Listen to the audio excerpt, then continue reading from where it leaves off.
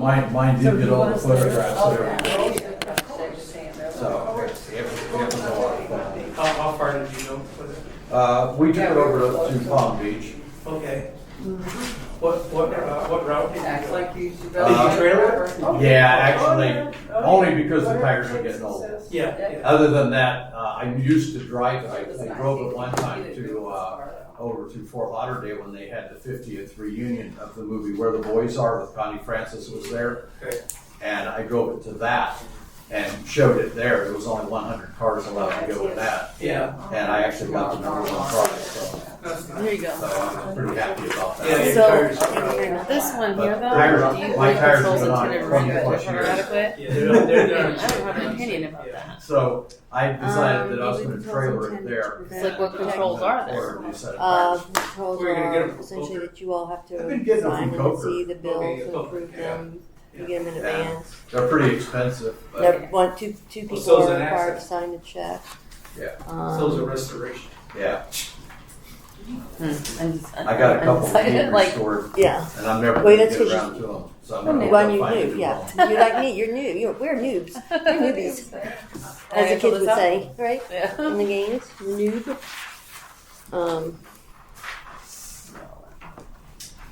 Well, we got two more people. That's two. I thought we weren't gonna have those many people today. Must be some new residents.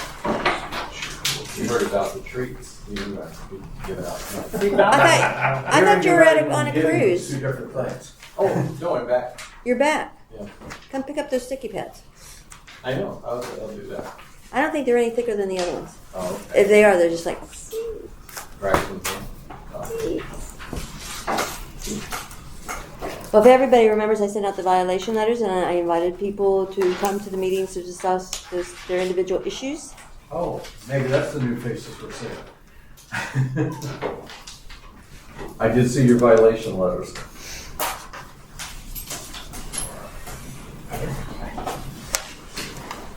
Okay, there's a seat here. Can you have it here?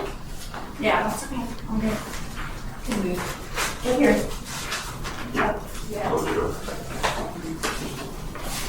So maybe slide your chair back.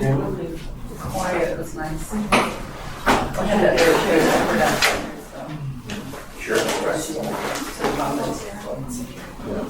I wrote it and then. You gonna come up here? Yeah.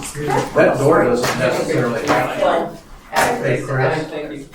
that door didn't have to be closed. No, Set the no. mics off, you're not listening. Am I all right? Oh. No. It's fine. Can you turn the AC down? Are y'all coming out? There's the mic. Hold. Is it 72? Now see, I pick up chairs and we'll figure this out. How are you? Good, how are you? All right. Man, I saw you with those sunglasses coming in. I was wondering if you just flew in from California. Pick another place. Not a high possibility of me coming in from California. We know you're Hollywood. Oh, right, that's right. Looks like Tom Cruise walking. Just grabbing. Hard mistake. Yeah, we're twins. Thanks for. Except for the hair. Appreciate it.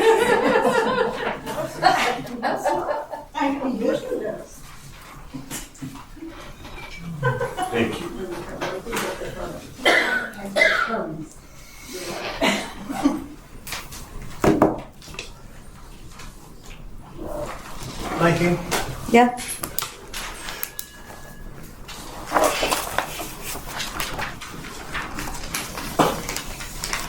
You ready?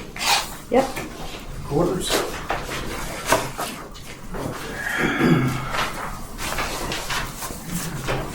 Do you want to remind people to, if they have, when they make comments, to announce their names, especially since we see so many new ones, faces today?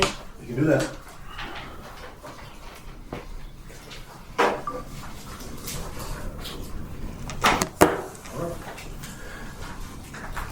If you guys have any comments or anything like that, before you state your issue, just name and address, just so we can keep it on record and we can keep our minutes straight.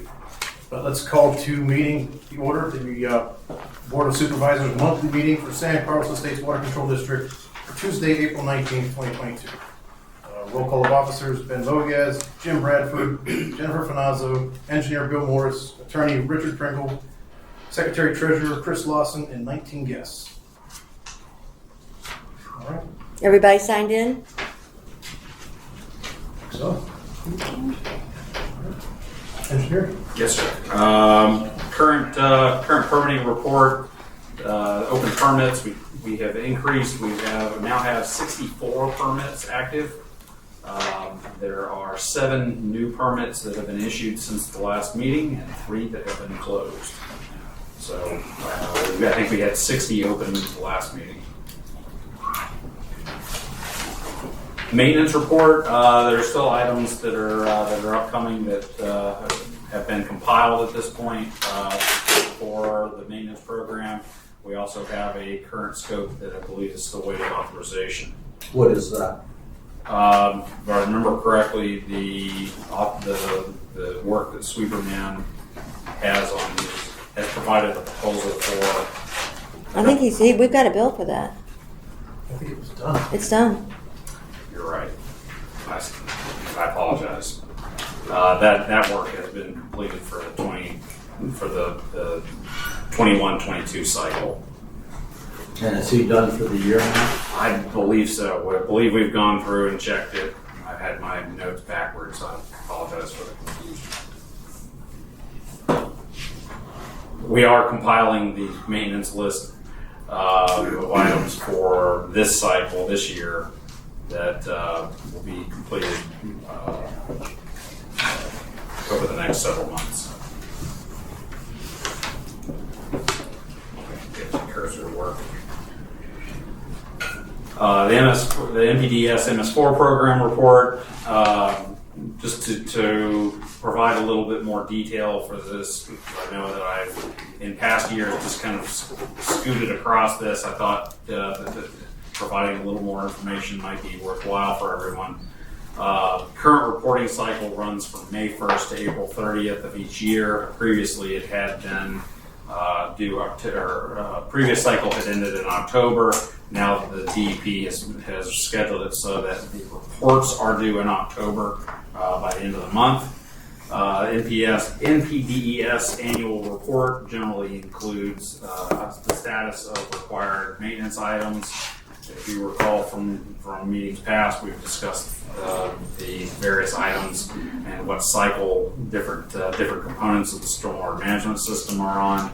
Also included in our report are water quality monitoring and supporting data. Specifically, who does that? The prepares the report. I know you prepare the report. I would assume you get it from someplace. There's a report form that the DEP uses, Right. that we fill in. Is that a computer generated one that you just fill in the blanks? Yes, more or Okay. less. So who actually, once you do the test, you give the test to somebody, or do you actually do the test? Or is the test provided by a third party?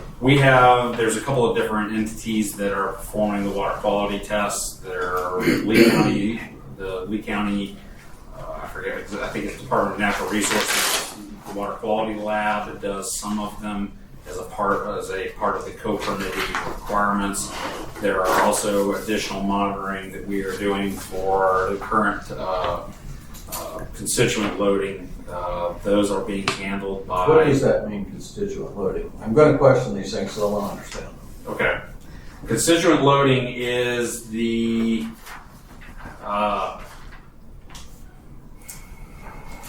constituents that we test for are... there's a number of different things. Nothing. If you give me a minute. What do you call a constituent? It is a substance, a compound, Okay. a chemical. Okay, such like fertilizer, so It's a little more granular than that. It's broken into a number of different nitrogen compounds, total phosphorus, zinc, total suspended solids, biological oxygen demand, dissolved oxygen. There are a number. Those are just the ones that I can remember off the top of my head. now I know we have to do the one before we to do the other so that we can dump our water into the state systems. It's more a matter of we are conveying water to the municipal system, that we are providing an inventory as to exactly what we export to that. Okay, if Lee County monitors monthly our outgoing in the Estero River right outside ours, then why is it we have to do all those tests? The MS4 permit requires that we provide an accounting of how much the contribution is on a incremental level. And to explain that a little better, you've heard of different water bodies having a particular impairment. Mm-hmm. The state is, I don't believe that they've actually defined it as being impaired, but Spring Creek has an impairment that they have not yet defined. Okay. They have a history of sampling water quality and noting low dissolved oxygen, which is a phenomenon unto itself. That is a particular characteristic that is thought to be developed by higher nitrogen levels, which cause algal blooms, and the algae dying depletes the water of dissolved oxygen during periods like we have now, where we have low rainfall and high heat. Okay, another question I'm gonna have just to jump in here, okay? On our outside canal that goes all the way around our system, we have a bridge over at the Imperial River that dumps directly into our outside canals. That water comes in from them and flows through us. You can tell by watching the water flow, okay? And you do that most of the year because I live here and I check. Okay. So if that water's coming into there, who's testing that water coming into our system that you're testing? And if nobody's testing it, I also have a problem with who's paying for us to clean the canals when they dump in here, but I'm not done yet. I'm gonna give you a moment here, okay? Because then there will be more surprises hopefully. So the imperial drainage comes directly into our canal system. When you say imperial drainage, you're talking about I'm Imperial talking Road, about the roadway. under Imperial Road. It looks like a bridge when you're standing down in our canal. There is a culvert. Big culvert. But there is a portion of that roadway that runs through. It is in St. Carlos Estates. So I the water. know where that boundary's at. Okay. Okay. Okay. So- I'm sorry, can I interrupt? Sorry. Yes, go ahead. I'll just pile on a little bit. So I'm Dave Natick. I'm on Catskill Drive in Strike Lane. The canal goes through my property on Strike Lane. Actually, Dave, if you'll wait a minute, we're gonna get to your side. So Yeah, this isn't related to the gates. I know, we're gonna get to your Okay. side of the canal. Just hang on a minute, okay? So, anyway, then we have the Spring Creek subdivision runoff that comes into our system. Yes. Okay? And I'm curious who pays for that, because so far it looks to me like we pay the whole bill. Then we have we come around to where the railroad track is at. That's sort of an interesting piece, because we go the full length of the railroad, and that side over there from the railroad tracks and the gravel and everything that the trains used to haul, all drains into our canal system. Also, the best of my knowledge, unless I get corrected here, that 16 plus acres that is just being redeveloped right now is not part of the subdivision. They chose to get out of it back during the road project. So therefore, they are city of Bonita Springs. So we're paying to clean a canal that we don't have either side of. Then we go under the railroad, under the Strike Lane, and we come around and we have what? We have the concrete company who borders the other wall. Oh, they have a big pipe that dumps into our canal system. So when you come around, and that's where Mr. Nate was going to talk about, and he brought that to my attention. So I knew where he was going, and I apologize for interrupting you. I just wanted to be in the right order of things. So then, if we go ahead and go around by the end of Tuck and make that easterly turn, we have all those estuaries to the back side of us that are all in the city of Bonita Springs, along with that new subdivision they just recently built there. We got all their animals and stuff from that when they built it. We know about that. Okay. So anyway, that whole, all the way to the weir, we get that reservoir of dirt and garbage coming into our canal system. Then we go over the reservoir and we go all the way up to the Stillwell and, somebody help me out with the name of that. Maddox. Okay, thank you very much. So we bump into Maddox. Now that corner, we paid $28,000 to clean last year. But yet, when you go down Stillwell, our side is riff-rafted and it's clean. And it's usually well maintained by Tony and Gerald and the people that we pay to do that. But we spent $28,000 this past year to clean that corner. And those big ports come in here. The sweeper man at the last meeting happened to identify that he got paid to clean those culvert pipes to drain that stuff into our system. And then if you want to go just a little bit further, if you go down to Stillwell and Strike, but it's not now a road anymore, it's where the easement is located along the power lines and the backside of our subdivision, where the golf course is to the, okay? Okay. Take that all the way to I-75. Those people throw crap over that fence all the time. And all of that stuff washes down during heavy storms into our system and washes into the Stillwell Canal, of which we're paying to clean. Now, I appreciate all of the testing that's going on, but I don't appreciate the fact that the people who live out here have to pay these bills. Now, I know that has very little to do with you, I think you might have some role in that, because you haven't identified anybody out here that's not our problem. So The Brooks does pay us. The Brooks used to. They still do. They still do? I just got the check. And what is that check for? How much? It's for their share of I Anita, want to know the amount. 20,000. Okay, that's what the Is that question a year? Yes. It has been. But I believe it's on good faith. was. So, Or is it something that we actually, There's. every year we're always like, and by the way, if you look at the Brooks Canal system compared to everybody else's, the Brooks is probably the most self-contained that there is, with all their ponds and everything that they have. By the time it leaches into our system, it's probably clean water. Is it the same amount every year? has been. Okay. You have the floor I, back. What am I gonna say now? I'm not sure where to go with what You need a new employee? I'm sorry?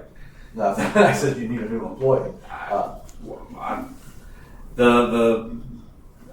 I don't disagree with anything that you have said.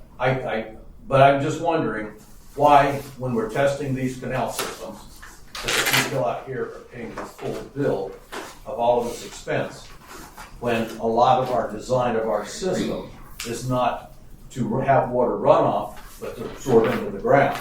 So unless we have catastrophic storms, we really don't push water out into these canals. I'm not sure I'm following what Okay, you're. when the engineer you guys did our system, we have the flow devices that the water has to get to a certain level to go over into those before it transfers to another location. And you told me once that design was to retain the water in our community. There's a lot of things that you're touching on that's hard for me to dissect, but How many years have you been doing this? Out here? close to 30. Okay. In St. Carlos Estates, 22.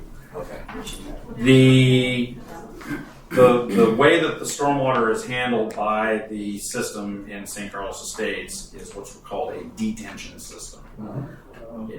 It is not a percolation-based system. There is a certain amount of overflow into structures that occurs once the rainfall accumulates in certain areas to a degree that it stages up to a level that is designed to enter into transfer into another system. into another part of the system. Right, that's what I was saying to you. We got holding ponds, we've got, what do they call the ones up at the railroad track, filtering ponds. Those are Oh, they what, have trees. filter marsh type conveyances. Okay, Um, but doesn't the water from the other side of Strike go under Strike and filter through that? it It's does. got pipes, okay. It does. But originally it was designed with what's called a bleeder system. And a lot of these structures have either a underground filter, which is a sock drain that runs for a particular length away from distance along the bottom of the swale, or they have a 3-inch diameter bleeder that's cut into them at a particular elevation. Water is conveyed into those control structures. Those structures at the ends of the roads are called control structures. Depending on how they You're were set referring up. to what we call the weirs. Yes. Well, the weir, in engineering vernacular, they have a weir built into them. That's overflow. And the water goes under those where, because I've seen it when there's no water in the canals, there's no openings at the bottom. So This time of year, there's probably not a lot of water. no, I was referring to the fact that the water only has one way to transfer and it's goes to the top. No. There are There's in most cases, there are two ways water goes into those structures. Either through the bleeder or through the sock drain. Oh, or hang the top. on. I think we're talking about two different things. Possibly. You're talking about those big boxes at the end of the street with the 3-inch hole in them. Correct. We were talking about two different things. Okay. My apologies to you.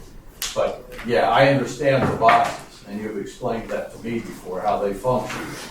So, but it still is designed to retain most of our water until a point that it has to flow over. It does not retain the water. Okay, it can't get out of here. It does get out. It is Okay. designed to get out of Alright. here. But it is done over a period of time at a certain rate that is Okay. dictated by the South Florida Water The 3-inch hole. Correct. Okay.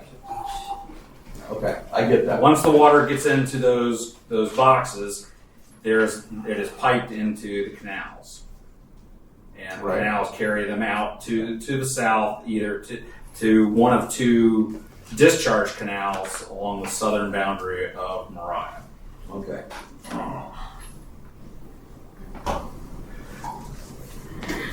Is your biggest question that we're I'm not getting all this water, I'm not and done. we're the only ones paying for it? Pardon? You know? Yeah, that's my issue. Then why is nobody else upstream paying for it? Yeah, that's it.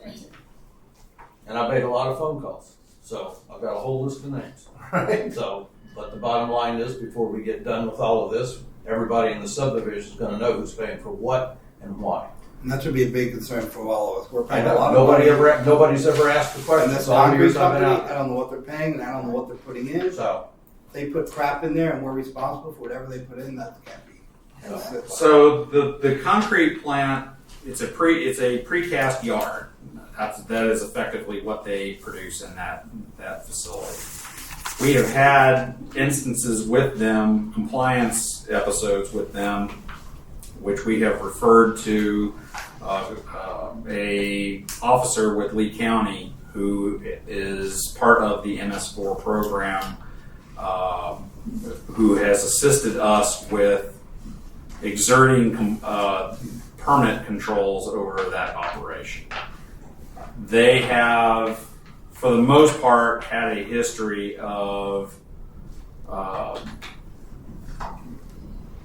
limited compliance with their permit based on our observations. When we find that they have made an illicit discharge to our system, it allows us the ability to create an enforcement action with Lee County's assistance. what's an illicit discharge? An illicit discharge is defined as a foreign or potentially not hazardous,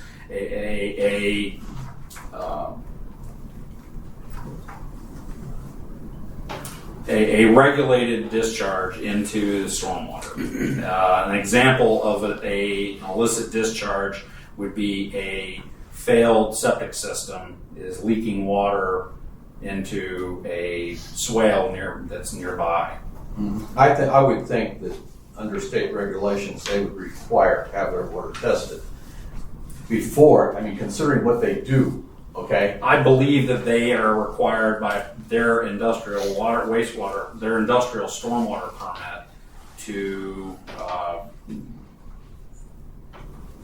monitor and log what they discharge to our system. you never check, there's nothing that you would check because that dumps into our canal system. We do check it. We have watched it, and as I mentioned before, we have at various times cited them with Lee County's assistance for creating an illicit discharge. to our I system. can't help but ask you the next question. Okay. If you cited them on our behalf, did we pay the bills for you to do that? Yes. Yes. That's still a cost to us. However, we try to get out of the enforcement action and turn it over to Lee County because for a variety of reasons. First one is that it's not a direct charge to St. Carlos Estates. Second reason is that Lee County has police power over and could shut them down if they just so chose to do so, whereas we don't have that authority.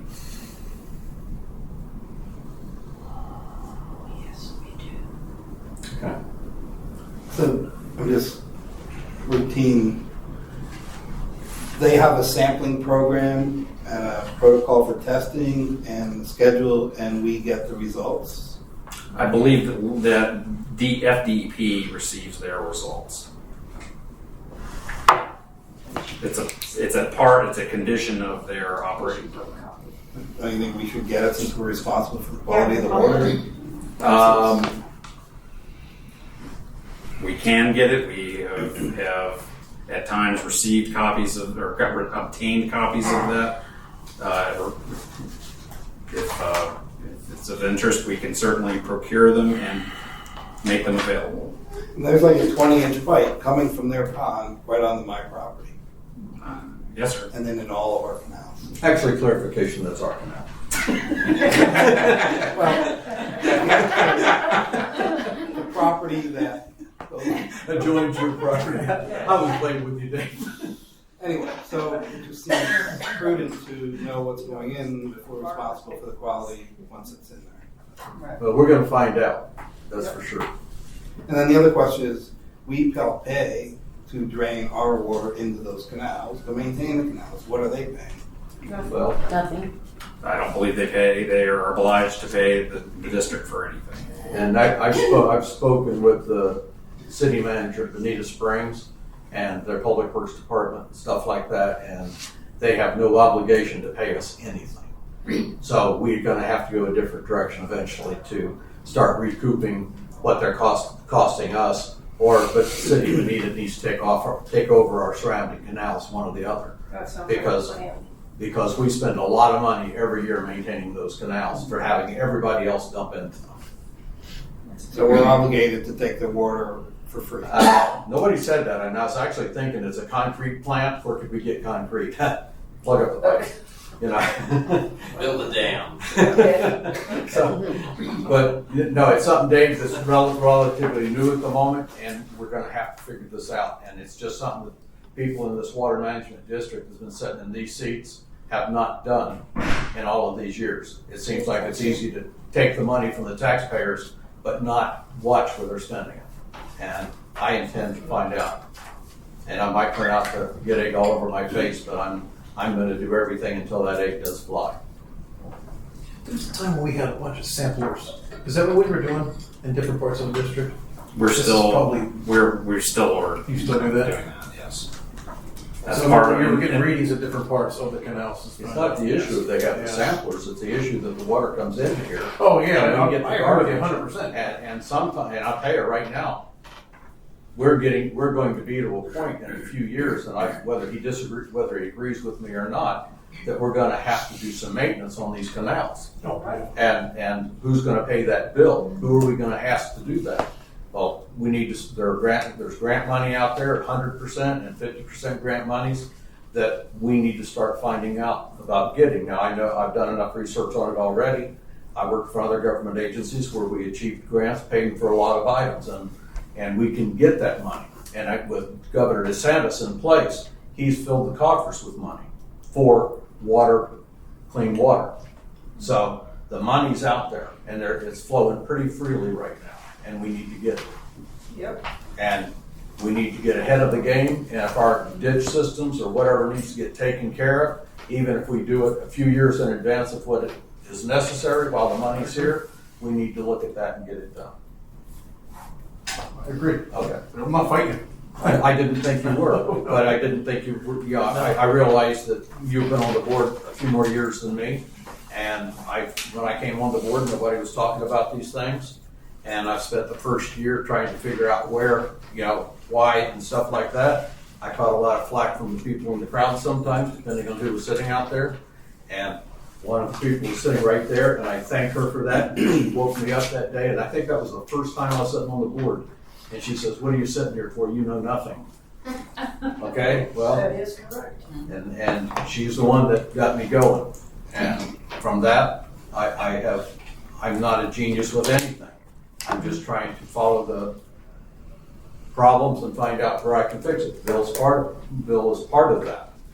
And personally, I don't make enough money to be doing this like this. I spend a lot of time doing it. So for right now, that's I'm gonna let you finish your report, and then I have some more.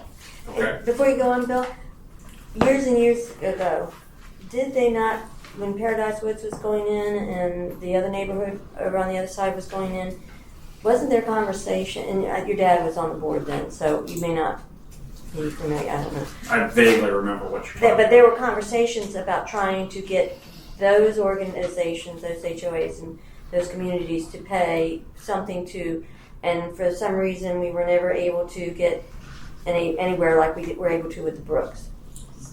The Brooks, well, and the reason, to my recollection, I mean, Paradise Woods was never able to legally obtain a connection to St. Carlos Estates for the purpose of drainage of their property.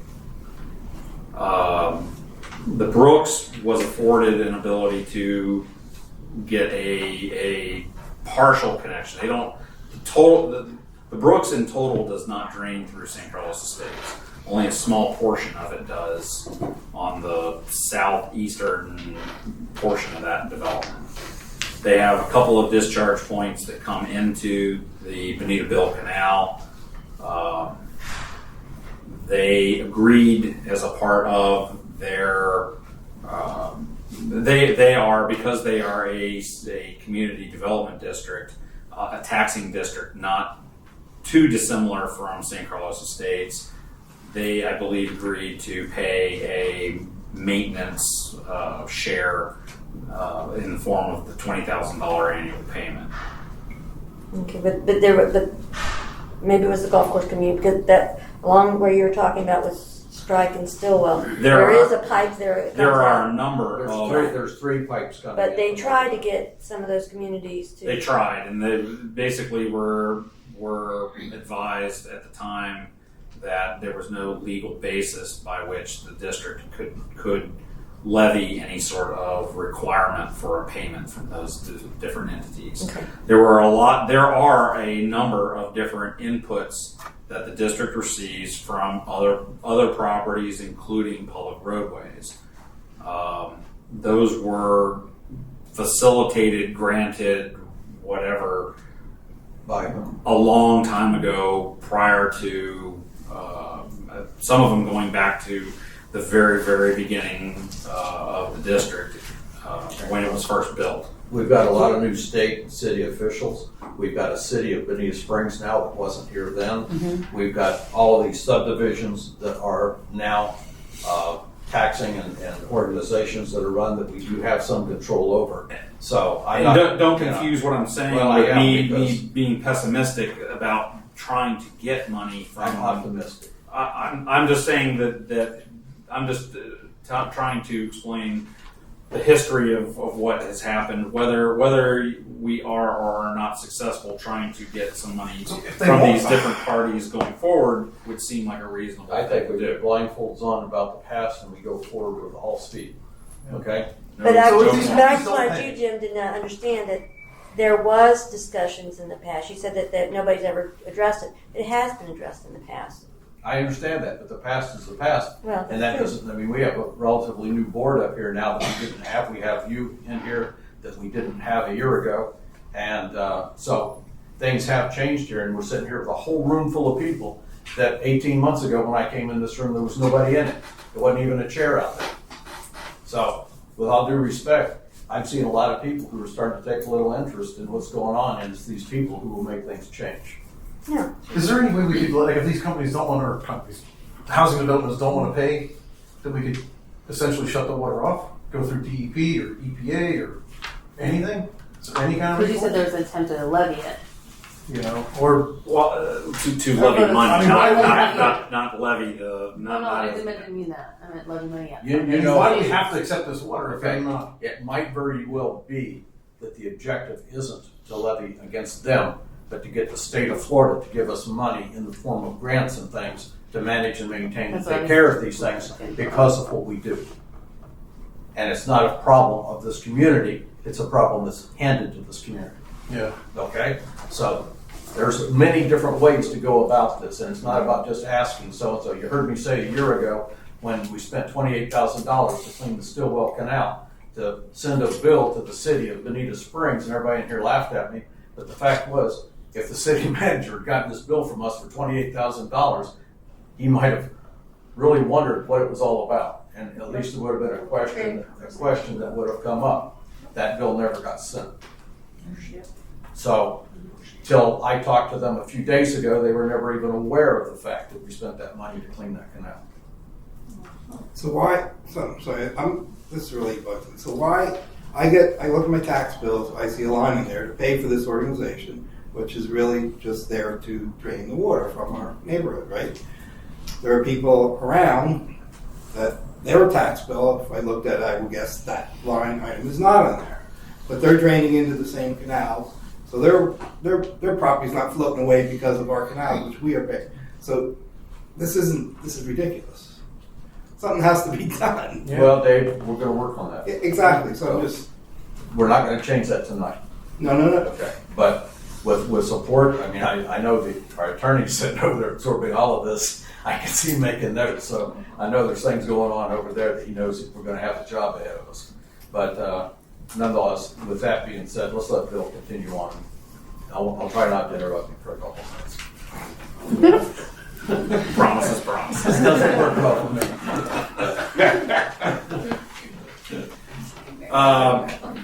Gerald, you're late.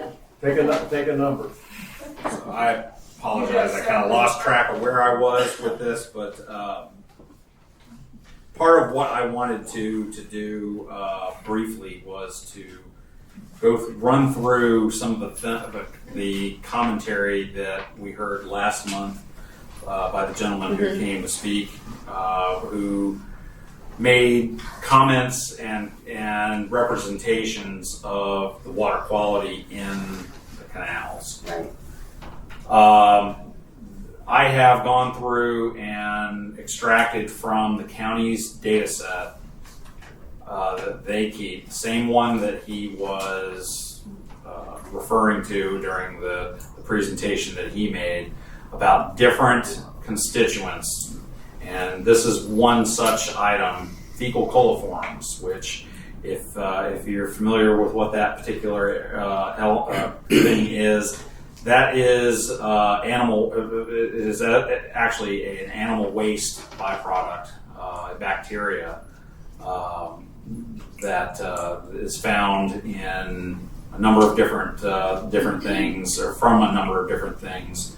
Every animal on the planet that creates feces contributes to this. It is a constituent that is measured in these different samplings. However, what it doesn't represent is what the source is, whether it was human, animal, or other. The state has changed to, I butcher the pronunciation of this, but it's Escherichia coli, which is a different bacteria found in feces. However, it has a more representative characteristic that can be tested for the source animal, whether it's human or otherwise. So it tends to be a more accurate constituent. The thing that I would like to highlight with this is that the blue points and the lines associated with those are the actual tests. Those are the sample data. The red line that is indicated is the threshold limit, which is the standard that we are being compared against. And what you'll see in virtually every single one of the graphs that I'll show you is that there are individual tests that do exceed that limit. However, the vast majority are well below that line. The takeaway from that is, and I'll show you this in a little more precise way, that San Carlos Estates canals do not exhibit any water quality any chronic water quality problems. There are blips, there are irregularities, but those are statistically factored in the compliance of this particular criteria. If I can get my mouse to work. So total nitrogen is one of the big items that you've heard. And keep in mind, just in case you can't see this time scale that's on these, this is 20 years worth of data. With going back to 1992 being on the left-hand side of the scale. You'll see that during that time, and keep in mind, up until 2005, the roads were unpaved in San Carlos Estates. The majority of the water quality sample irregularities, the spikes, were prior to the current condition that we are using, or that was designed into the project. This is total nitrogen. Total nitrogen is a particularly prevalent constituent in water for a variety of reasons. It is a naturally occurring compound been found in a lot of different things. Nitrates are a byproduct and a slightly different constituent. I did not provide that one. However, that's what you typically, that is what is typically suspended in water from fertilizers. That is a factor of total nitrogen. However, the red bar, I would highlight that, noting that over the last at least 20 years, or at least 18 years, all the samples are well below that particular threshold.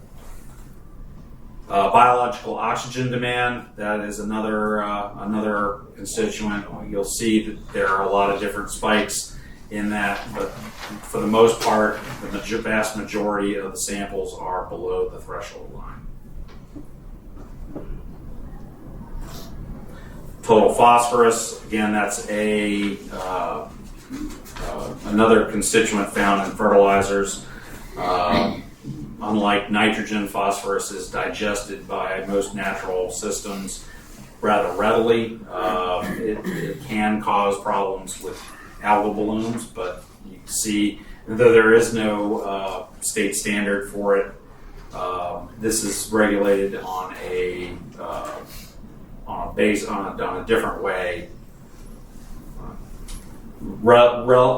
generally related to the statistical natural presence of phosphorus versus what is found sampled during man-made systems. Zinc is another item. Zinc has a threshold that's based on a number of different factors.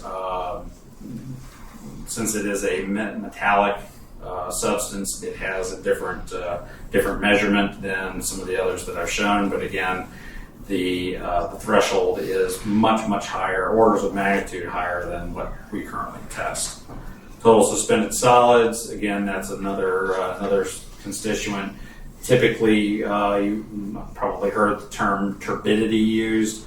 That is a term that is used to measure suspended solids. There is no standard. However, just to try to put these into some a little more easily digestible numeric quantities, you can see that different constituents that I've shown, and this is a sampling, but the ones that are probably the most commonly reviewed. Fecal coliforms, the average sample concentration since 1992, and this includes all of the spikes, is at 126 colonies per 100 milliliters. The threshold is at 200. The Escherichia coli also is at 126. That's million part. I forget what that acronym stands for, but you can still see that the numerical differences are much we're far below that standard. Nitrogen, we're less than half of the concentration that is considered to be a problem. BOD, also almost half. Total phosphorus, as I mentioned before, there's no particular state standard for South Florida. Zinc, we are less than half. Total suspended solids, that's based on a relative scale, based on the background light scale of the water.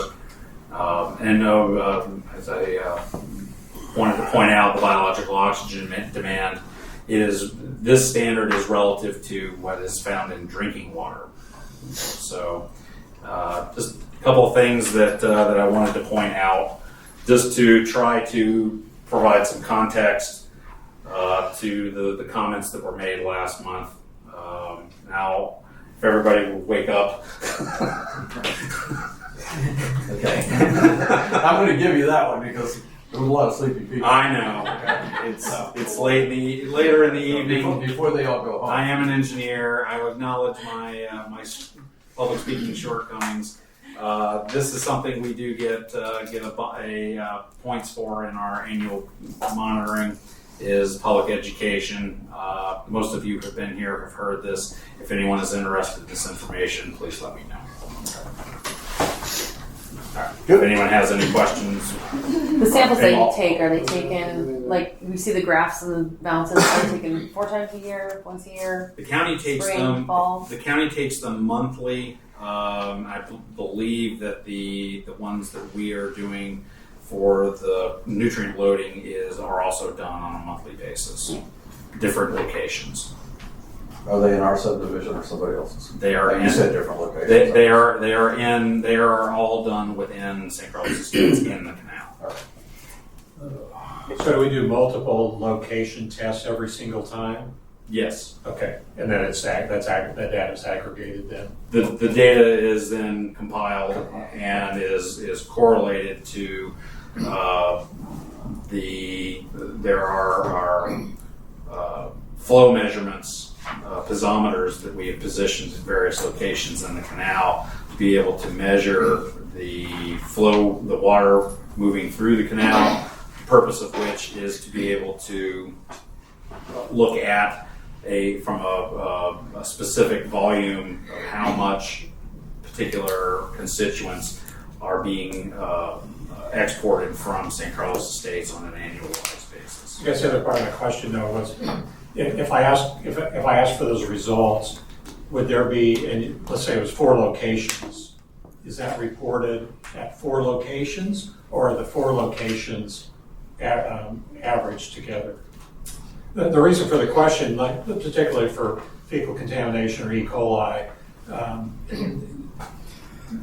You could isolate it to one some kind of location. I'm sorry. You could isolate it to one location where it's coming from. Exactly. Somebody's psychic system was, And part of I didn't realize it. To your point, part of the methodology for why we are doing the locations we are testing is to be able to isolate, so we're not aggregating all the data together. The county's information is the information that I presented a little while ago is near Old 41 at one of the culverts, one of the large cross drains underneath Old 41. The reason that I picked that is that it's representative of all of the water being discharged from St. Carlos Estates. And if there are no water quality problems, no constituents that are above the tolerable threshold, then the logic being that what we discharge is not problematic. But we have two different goals with the different testing regimes. County is testing for the purpose of just measuring constituents for the purpose of identifying if there are any problems in a particular location. The testing that we are doing that it's not going to go on indefinitely. There is a finite period to it. We are testing to determine what the loading factors are for San Carlos Estates, being that it is characteristically different than other developments that have a higher rate that would be problematic for us to be compared to. Bill, have you noticed that over the past number of years, have you seen an increase in the requirements from the NDPS permitting? And has that been reflected in our bills? Because they're requiring more, so it's taking more time, so we're paying more for it. That aspect of what you do?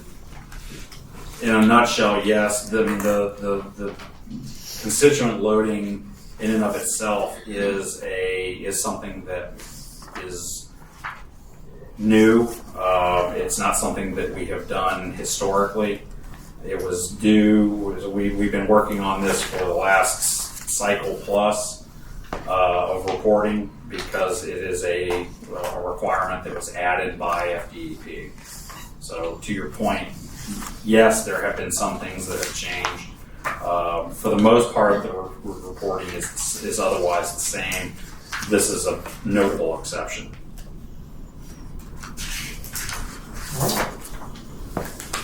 Good. I'm done. Lot to digest. All right.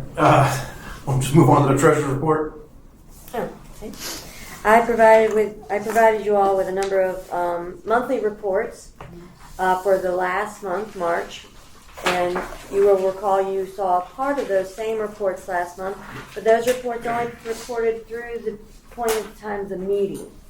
So these reports for March, because of the ongoing audit that we have and some of the comments that we were receiving, I decided to go ahead and give you backdated reports for the entire month of March so that you have the activity, and that would include the period past the meeting. Although we don't have any checks that were written past the meeting, we did have some income that came in through various sources. So now you have a full picture of what the month looked like exactly. So, and then we're going to have you approve that, and that is in concert in with the combined bank statements that you approve. So we have a record of what the month in itself looks like. And then in addition to that, I gave you abbreviated reports for the month of April, because next month you'll get the full contingent of reports to approve for April.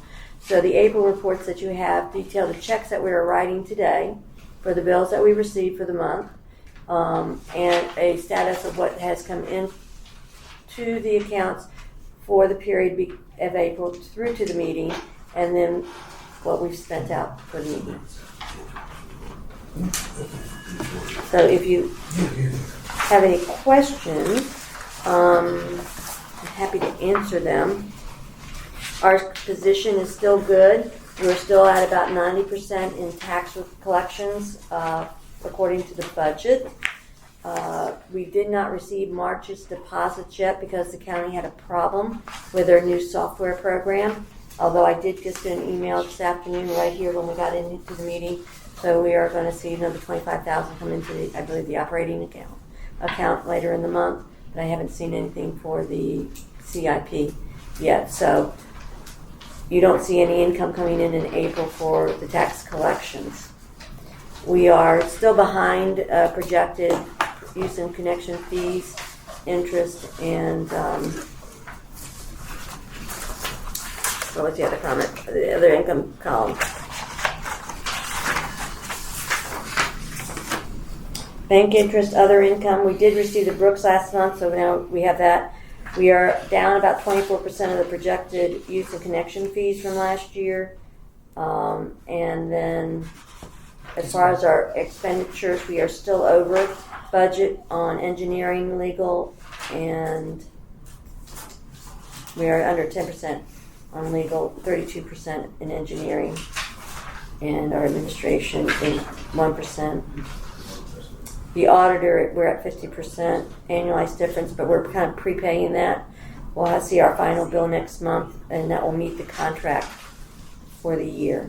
So we're still, between legal and engineering, we're still running a little above budget as of March. Most of just this new property appraiser too, correct? Property They're not appraiser, helping. the only reason the property still not appraiser is where it is because in the past they paid it quarterly, and then this year they decided they were going to charge it annually. So we paid that for the year. We're done with that. Oh, okay, I see. So it's just ahead of schedule. Yeah. All right.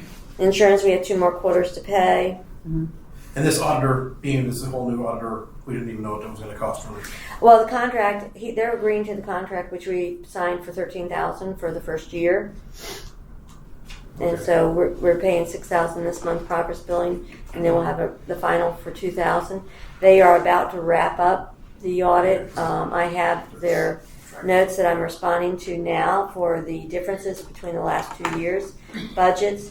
If you recall, last year the board that was sitting here approved the prepayment of phase 2. Yeah. Pay it off. That has raised some questions with the auditors. And then they've also decided the other thing that raised questions with the audit is the manner in which the debt repayment has been handled on the books since the beginning. And so they're trying to reorganize the books so that it is going to be shown as a receivable that we get in from the county, and that the actual debt repayment is shown as a debt repayment. Okay. So the next set of reports you see after we make all these journal entries to make these corrections that they're providing us will look considerably different. Okay. But Just growing pains getting with a new auditor, I guess. well, it's that, and it's part of it is also there are new requirements with the GASB, the General Government Accounting Standards.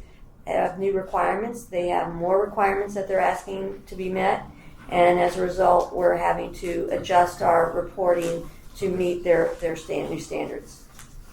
That's taken so long in the past, but yeah. So we will have that report for next month, and it's supposed to be due by May 1st, but it'll be in the May 17th meeting. Okay. And then I also have, we'll be doing a budget amendment. I'll bring that at that meeting. I have a draft of it today to give you, but Okay. that y'all can look at, but it's not final because we're waiting on the final numbers from the auditor. So the idea is to go ahead and take this first 6 months of the year, see where we've spent our money, know where we're not getting money, and make adjustments for things that we know so that the second 6 months will probably be more in alignment with the actual All right. running of the district. Sounds good. Numbers. Wait, before we do that, I did get Bill your numbers for that billing for Brad Yes. Gallagher on that vacation. I'm still waiting on Carolyn. Yours, yeah. And then we can take care of that and get that off.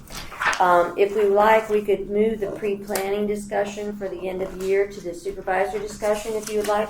Perfect. I don't know, Jim, if you have something else that you were planning on talking about at that time? Yes, ma'am.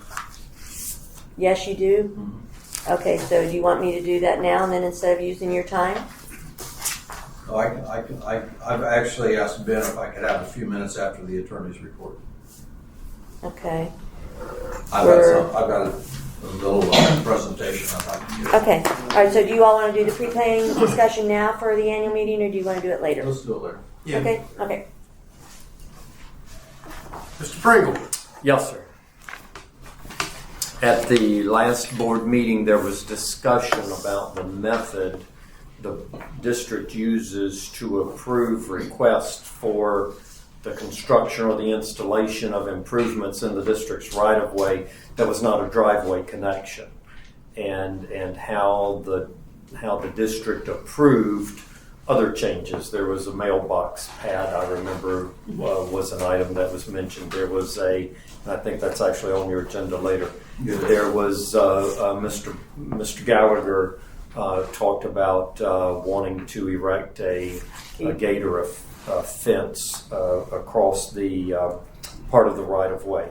And so I went through, based upon the discussion that occurred at the last meeting, and one of the things that I believe in my notes anyway, I'd mentioned was that I needed to look at the current situation, the current permit approval or permit application process that the district has in place now, and then look at it in terms of amending or modifying your current permit application program, to provide for permit applications for other types of uses. How is the district going to approve other types of uses or other installations in the district's right-of-way besides just driveway connection permits? So I went back and looked at the current regulations that the district has in place, and there are two sources of information.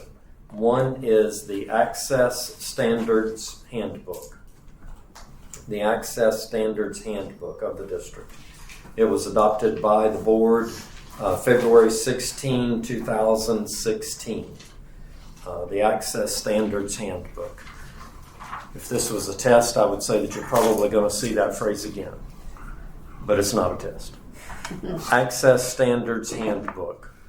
That document, if you look at that, talks about not only approval by the district or the use of the district's right-of-way for access purposes, driveway connection purposes, but also in section 3 of that Access Standards Handbook at page 5, it indicates that the requirements of the Access Standards Handbook applies to the construction of, quote, other items, closed quote, besides driveways within the district's right-of-way.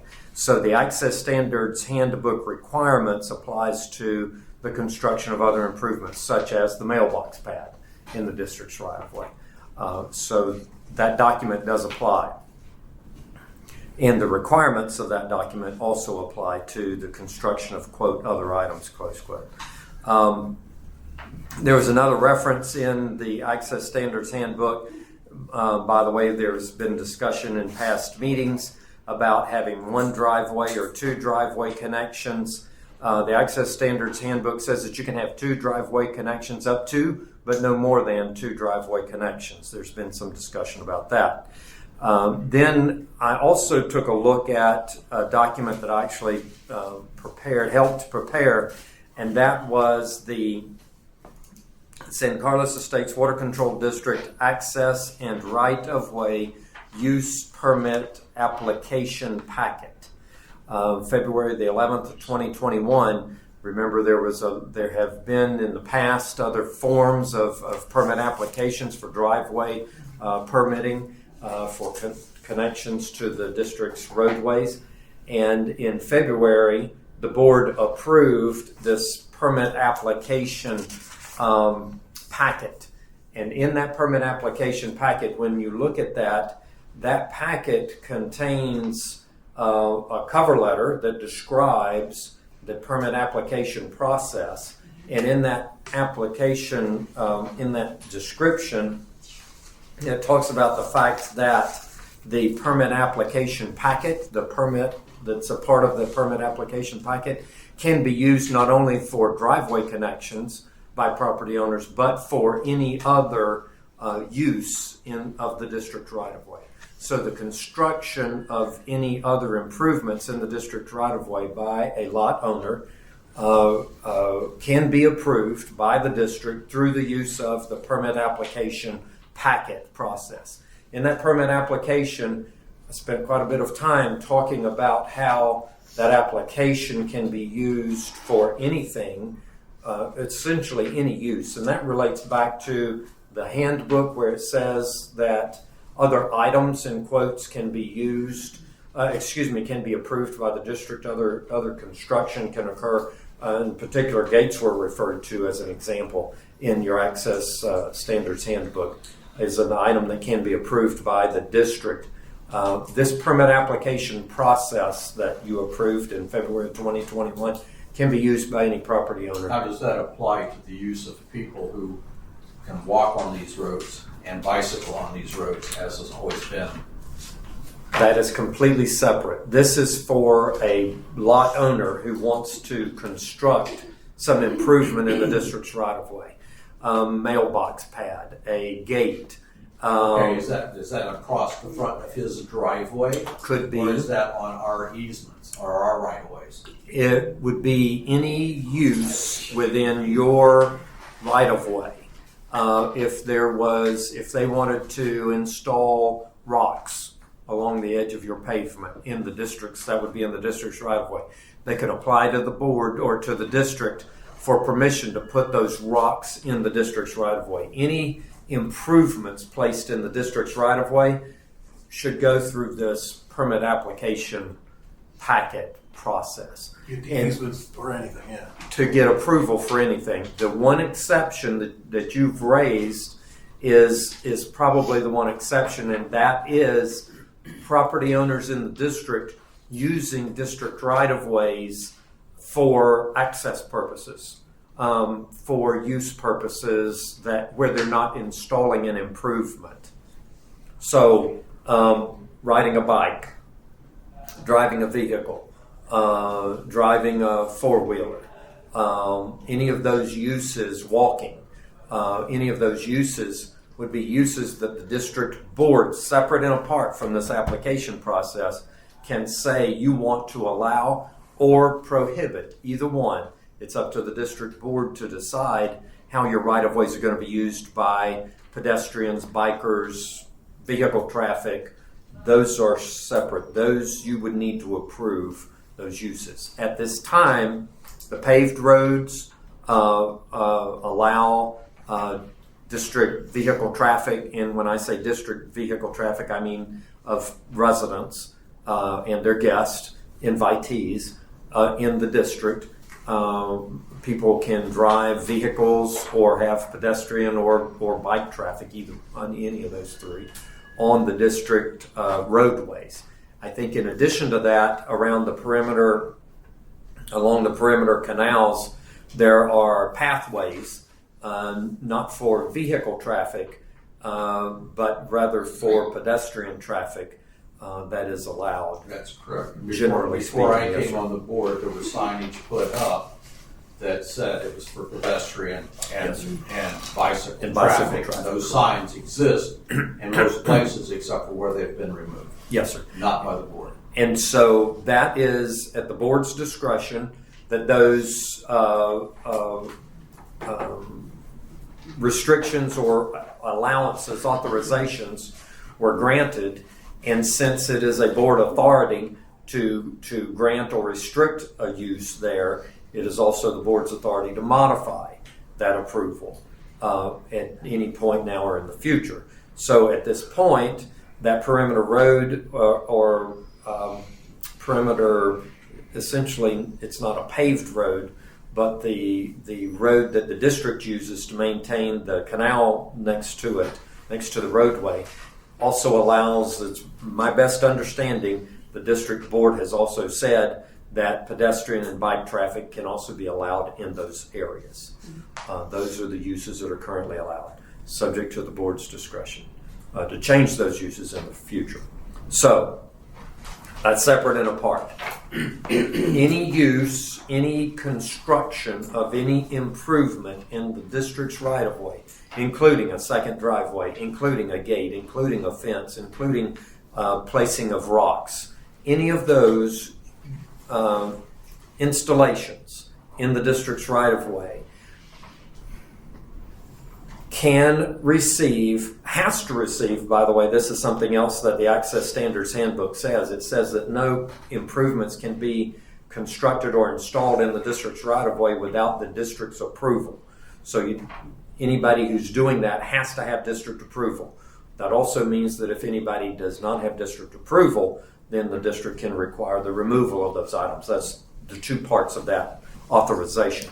So to get approval of the installation of any improvements in the district's right-of-way, a lot owner can use the application packet that the board approved in February of 2021.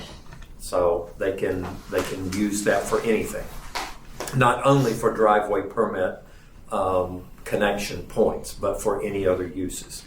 And that application then gets reviewed by the engineer, and the engineer has the ability to say if there are standards, if the district has standards for the approval of an item, then the engineer can approve the item, or the engineer can refer the item to the board for consideration and approval. If any variances are required, and these are all things that are said in the permit application packet. I said all this stuff in the packet, so I'm referring back to items in there in that packet. If a request to the district for the construction of some improvement in the district right-of-way requires a variance or some approval, special approval, then the engineer would refer those items to the board as well. So there's a process already in place, is my point, for any request for any construction of any improvement in the district right-of-way to first for a permit application to be made to the district, and then secondly for the district to review that through the district engineer's office, and then ultimately through the board for approval of that request, or denial of that request, or approval of the request with additional conditions as determined by the board in the board's discretion. So the point of all of that is you already have a process. I don't think I need to create a new process. I think there's one already in place. I have one question. Darlene Smith, Dietz Drive. We had years ago entryways put on our driveway. They've been there for over 30 years. They look good, everything's good. What's the process? Do we have to take those down? They've been there, they're grandfathered in. We shouldn't have to do anything, am I correct? I think you're basically just saying in the future, if someone wanted to install those, they should do that process. But now that it's But if already everything's been there, it's there. It's as far as I'm concerned. Okay, that's, But The board But the thing is, totally in it's a- compliance with you on that. it's a lack of education for new homeowners. as a matter of fact, when you Yeah. did the road, You know, really, tore mine up, you had to replace them. The district put my entryways back. They should. They did. After I fussed them. Yeah, you had a question? Yeah, sorry, Gail Taylor from Benita Bell Street, so I'm probably the person you're talking about. So my thing was, I didn't know that I had to get a permit from this board. I got a permit from the city to build my shed. I didn't know about this one. So I think that the biggest issue is communication. Like, I didn't know there was even a board until about 6 months ago when I met Chris walking down the street. You know? We actually have you on the agenda here coming Yeah, up. you do. So, all right. But yeah, so I just wanted to, it's the communication we don't know Yeah, about. definitely. This is pretty much what we assumed. Like Mr. Bradford said a year ago, there was nobody in this room, so, except for the board, that was it. And we paid them to be here. Yes. And there are some. So that was point number one, and then point number two that I have in my report is, and Ms. Lawson already made reference to the fact that you do have a new auditor, and I don't know if you remember, but way back when you were talking about having to get a new auditor and going through the competitive selection process to hire a new auditor. One of the things I said was the first year is going to be the most difficult year because of the transition. It's inevitable, and it's occurring now. A new auditor will have new criteria that they use that are different from the criteria used by the prior auditor, and or interpretations of the state standards that apply to the audit process. And so I have spoken to Mr. Tuscan, who is your new auditor, who is performing your audit review at this time. And I have spoken to him about some of the items some of the questions that he has, and I've answered those questions as best I could. So I expect that when you see and receive the audit report at the May board meeting, Mr. Tuscan will present the audit report to you. He will not say every word that's in the report, but he'll give you the highlights of the report. But a part of that report involves recommendations of changes that can occur, that should occur, to make your operations better. And so there are going to be some of those. I'll just tell you in advance, I can anticipate that there will be some of those. But to this point, everything that I've discussed with Mr. Tuscan are items that can be resolved, can be addressed. And so at the next month's meeting, I will try to keep my comments to an absolute minimum and I'll defer to Mr. Tuscan and give my time to him, and he'll take some time. For that's coming in the main board meeting. At that time, there's probably also going to be a budget amendment resolution for the board to consider and approve. The budget amendment resolution, there are some budget amendments that you can do without a resolution, but there are other budget amendments that do require a resolution of the board. One of the budget amendments that requires a resolution is an amendment to the budget where you are adding or taking away from, modifying in some manner your revenue, your total revenue, the bottom line of the budget. And so one of the things that the auditor does is in his review of in his analysis of your financial records, there is a truing up of your actual cash carry forward from your last budget year to the current budget year that he does, and that will be a truing up of what you budgeted and anticipated would be your actual cash carry forward. He will give you the true actual cash carry forward, so you'll have a budget amendment to adjust to be the audited actual cash carry forward number. So we'll do that at the board meeting after he presents it. He'll present his audit report, and then that will be a part of his report will be to indicate to you what that truing up number is, what that actual number is. It happens everywhere. It happens all the time. It is standard business because your budget process is a foretelling of what you think is going to happen. When he does the audit, it is looking back to what has actually happened. And so I've never seen the budgeted cash carry forward number equal to the penny the actual cash carry forward number, and that's why you need that resolution, that budget amendment resolution, to have those numbers trued up. That will happen at the next meeting. Good. I'm done. Mr. Redford?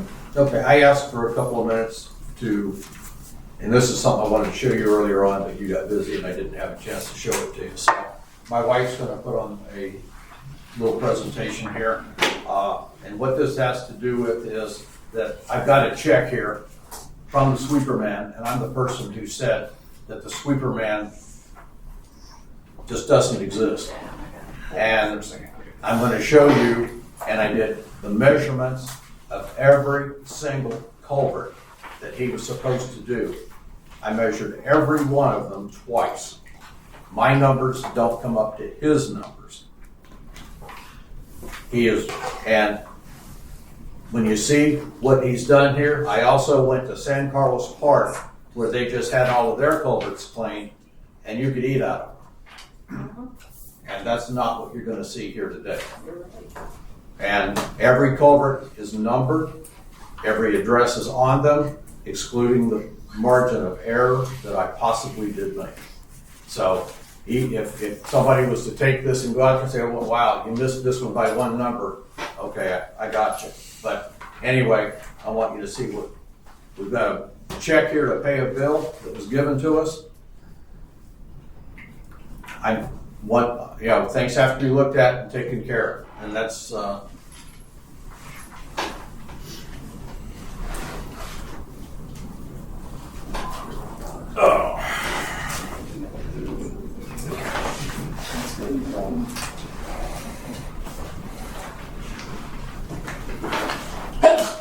Bless you. we were, by the way, billed for,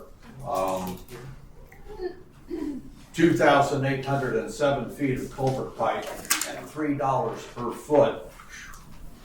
And that was a sum of $8,421 plus some, where he vacuumed some catch basins. He actually did that job. He actually took a shovel and cleaned out in front of these a little bit and took a shovel and stuck up inside them.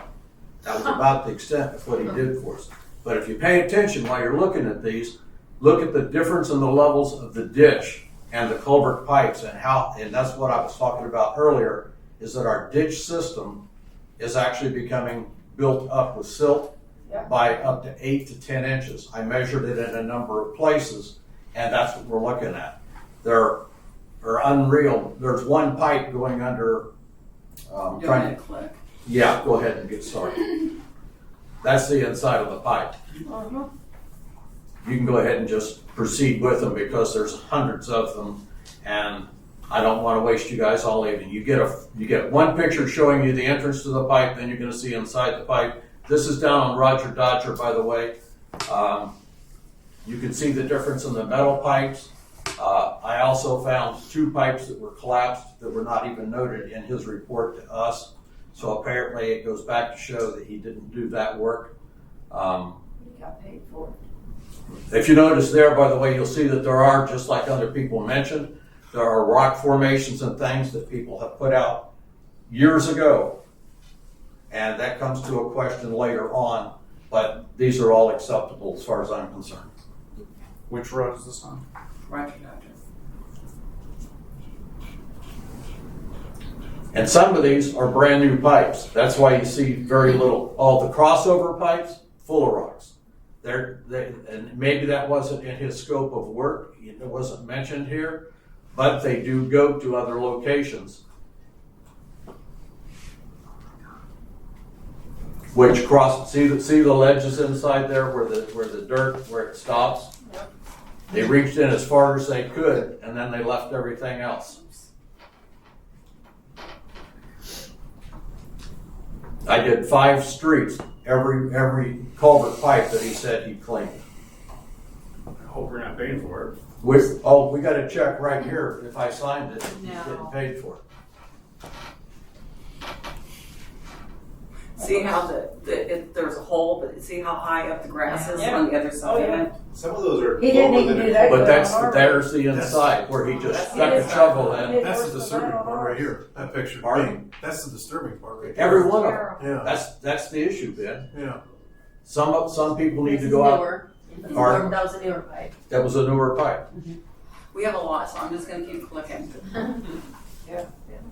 We get But if you pay attention to the ledges inside the pipes where they stuck a shovel in, Look at the dam on that one. Wow. and that there's another pipe on this side. He left this little white dam in between the 2 pipes.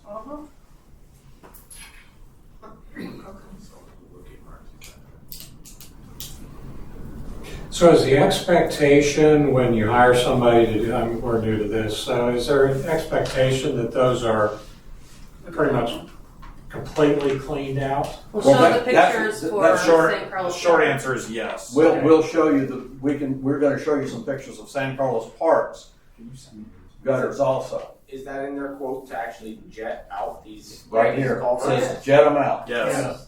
and flush it out with water? And who's to pay for the water that they're using? You know what? He has a We pay equipment. one bill. I don't care where they get the water. I'm not being fictitious with you. I'm just really upset that this check could get to my desk to be signed and nobody looked. This is what you see. See the crossover pipes going to the other side where that's supposed to, Where those rocks get in there?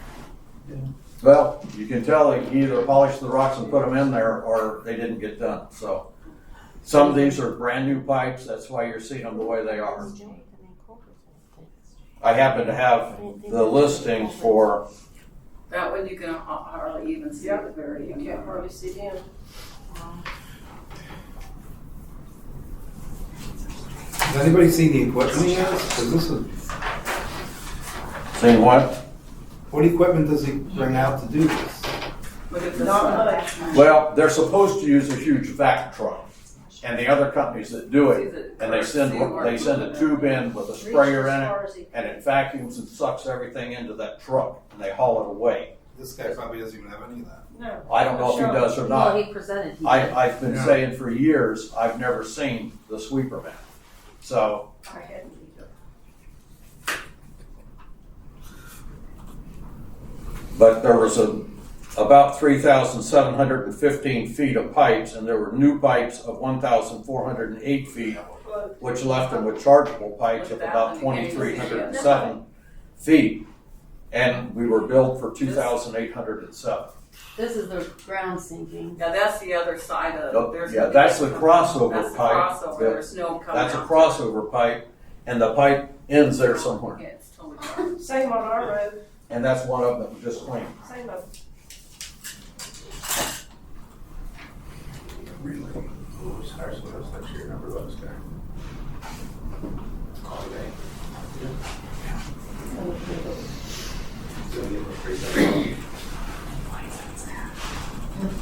All I can So say what's is- the board gonna do Thank about you. it? Yeah. Well, the We'll board's show not, I them. mean, We're not gonna pay him. this board member is not gonna pay him. Right. Good. Thank Good. I assume the other Yeah. board members are not either, but Thank you. Ridiculous.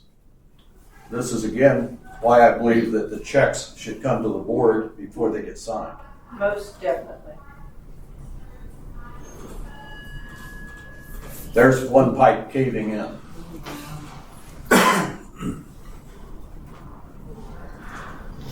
If you wanna know whose street it is, let me know. We already saw ours. Y'all should probably see it. But I don't have a pipe, so. That's right. Look at that. You can see where they just dug right in the middle Yeah. of that, but then it's gotta, they can only reach so far, Yeah. and then it's full again. It looks to me like they went out and made it look like they did the work, and then never did. Who's taking on their hands and knees like you? So This particular one was just inspected, and there's probably 5 photos of it, and on the very top surface, there's very little gravel. I did a measurement on it, and on the other side of it, See the how pipes it's caved caved, in? the pipes There's caved 3 in. of them caved in. That was one of the brand new construction. pipes. Who inspects the brand new pipes? We do. But you're still, that's not been up for approval yet. Permit. Oh, it's not? But they have to inspect When we the see them, see their house. they're new. I have a But we question. do bedding, we do That was pre-bedding it. That was inspections. Somebody had a completely question different. on it. Okay, I have a question on this one. If you look at that one there, it looks good, doesn't it kind of look good? It looks. But when you walk, see where the grass is at? The grass is sticking up this much higher than the gravel. The gravel is actually setting on the culvert. And there's already a house almost totally built. Oh my. It's So caved in. that should have been inspected enough that, because isn't there supposed to be a. That could have so changed much- though, in the middle. We still got one more inspection. You know what? Right. Before they get to Dump, CO. dump trucks may have caused some of Well, that. today, but today I had to nonetheless, go back and check a new that address. driveway was and the supposed to culvert be was built to still- hold up. It already went in. You'll see it in a second. I had one of the driveways. Did you hear what I said? What's that? That driveway was supposed to be built to hold up. It Oh, wasn't supposed to be like that even. That is part of the new permitting process, is it not? Because I paid to have an additional driveway built through Morrison Depew, and I paid my fees, they built it, I haven't had a problem, but it is now the district's job to maintain that. No, It's it's not. yours. You No, own it, it's you not. have to take care of it. You You have, guys are, This we one pay here. as to That clean one. it, do we not? Right there. you pay to clean it. If it caves in, you pay to replace it. repair. Yeah. That was today when I went by. Okay. That was just clean. Yeah, we've been through that meeting. Matter of fact, 2 of them. Yeah, Gotta exactly. get drug into multiple. All pipes are created equal. We That's agreed. Bill, I think Stephen knows If it about caves that in or pipe. something, it's That's I've your already talked to him about You that. drive on it. So are we- That's right. Okay, Are we this gonna one here is recontract, totally- are we gonna we can't even recontract, get have to these the other cleaned Yeah, before that rainy one- season hits? Stephen Okay, knows about that's that it. one Okay, too. Jen, do you want me to now go to the next one? Yeah. He said something about they were gonna tear it out and put it back What in. company is this? I haven't Now, had it. these pipes are in San Carlos Park. And if you look how far that driveway is all the way across, that's about 300 feet across that. They cleaned the entire inside of that pipe. Is that the sweeper man? Ooh. I'm sorry, see what I mean? You could eat in there. That's a new pipe. We need to That is hire not another a new pipe. pipe. We have. That Those one's are water- not new That pipes. one's water stand. It's an old pipe. You wanna back that up for Bill, he wants to inspect it. Okay, that's an old pipe. And the That's next- old, I agree. The next Okay. one's old. Go to the one before, That one's old. that one was old, I But agree. it's clean. It's clean. That's right. That one's clean. That one's relatively new, but it's clean. But it's all the way clean. Yeah. Every pipe out there was the same way. I just didn't wanna show you two shows. We need to have a new sweeper van, sounds to me like. You think? I was thinking maybe we'd have him do the rest of it. So that was my question, are we gonna recontract, have these all cleaned before rainy season hits? We did, this is why, back when I said, and I see that Gerald's here and Tony's here, and this is why my issue on doing contracts without knowing what's supposed to be done and what you expect to get out of them, then they shouldn't be signed. And this is just the reason why, this is what you end up with. Well, Tony and I proved to be trustworthy, so we should. We're working on that. Well, I don't know. Bill, Still out for a bid back there. So is it clear that they're in breach of what we agreed to do? Well, that's not the only problem. I mean, for me, this comes to two other things. You were supposed to check this, and we have a manager that's supposed to already check it, and we get a check before us to I don't sign. have an address. I didn't have any of the addresses for the. You know what? You presented us with a check, That's, I did, okay, and we got sent a because bill. I was told we were done. So for my part, we will be rechecking all of these pipes. We will not be charging the district for this. Well, I have questions on your bill anyway, so. Okay. But Bill, were those the addresses of the culverts that were supposed to be cleaned? The ones that I could pick out of it, they were on the streets that we had listed for maintenance. Okay, shoot. I have a question. Yes, ma'am. We have two culverts that went in on Deeds Drive. Okay. My husband talked to the guy that put the culverts in. Okay. Okay, they lasered them, they made them straight. Your company denied them. You had to come back. We had to pay you again to do the same job all over again. And these guys that were doing this driveway were a little bit pissed. They had to sit and wait for your man to come back and inspect. I don't know the circumstances of I what know you you're don't, but talking you need about. to check into it. It's on Deets Drive and there's two new ones What- with cleared lots. Okay. And it's on the left-hand side as you go down. I don't know the exact number. But you'll hit my entryways and it's 3 lots down. Oh, Do you know approximately which driveway? There's Or what only the 2 address? new ones past my driveway. And what's wrong, Darlene? My number's 24310. They're across from my street. 24199. 24199. The 2 ones that just got cleared. Yeah, they're across from my street. Yeah. My house, I mean. They put them, yeah, they're kind of across from you. And they just put them in and your company turned them down twice. And And they had to sit and wait for you guys to come back and they lasered them. They were straight. I don't know the Well, circumstances you under need to which, check into it. but I will because- do that. Because somebody had to pay for it, you know.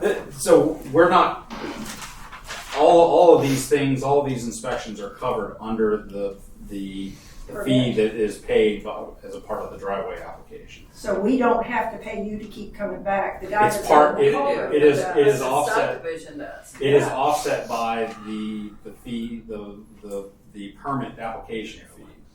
And we purposefully are not out every time someone calls for a particular inspection. We're trying to group them all together so that proportionally it's Adjusting it down a little the bit. costs are Hey, could anybody in the back spread room over adjust the air conditioner? a number of Make it different warmer in locations. here. We're freezing up here. Adjust it up or down. Make it warmer. Make it Or warmer. with what house you're in. Good. Up could be Okay, down. so the question is, so, and I think that's what, okay, I have a question, because if we're paying, it's kind of like what happened with that 28,000 over there, and nobody double checked. And so, but if you guys are ready to pay the bill and nobody's checking behind, where's the check and balances? Well, that's, I mean, unfortunately, who's in charge? it's in Chris's job description to make sure this work's done.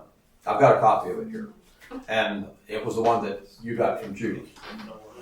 I would say that So was who's the band, I mean, engineers. who's supposed to be So- our eyes out here? We are the ones doing the quality control inspections. Then how did we get a bill? How much is it for, Mr. Brown? $9,021. I So how can't, do we get a bill for that when it says that it's already been inspected? I can't answer that. But You let me get tell, your company but let me assure you that I will be able to. But if he wouldn't have taken the time and went out there and spent the last 3 weeks getting all these pictures, would anybody in here known what was happening? No. Does anybody in here check your culverts? Yes. But not enough that you know what's going on, and that's when we pay the. I know the sweeper man has never cleaned my car. That's I what do my it myself question with a is. shovel. We're ready to pay whoever says that they want to hand us a bill. I've And spent we're the not, la- and we're spending a lot of money out I here. spent the We last shouldn't be 3 paying. weeks putting this together.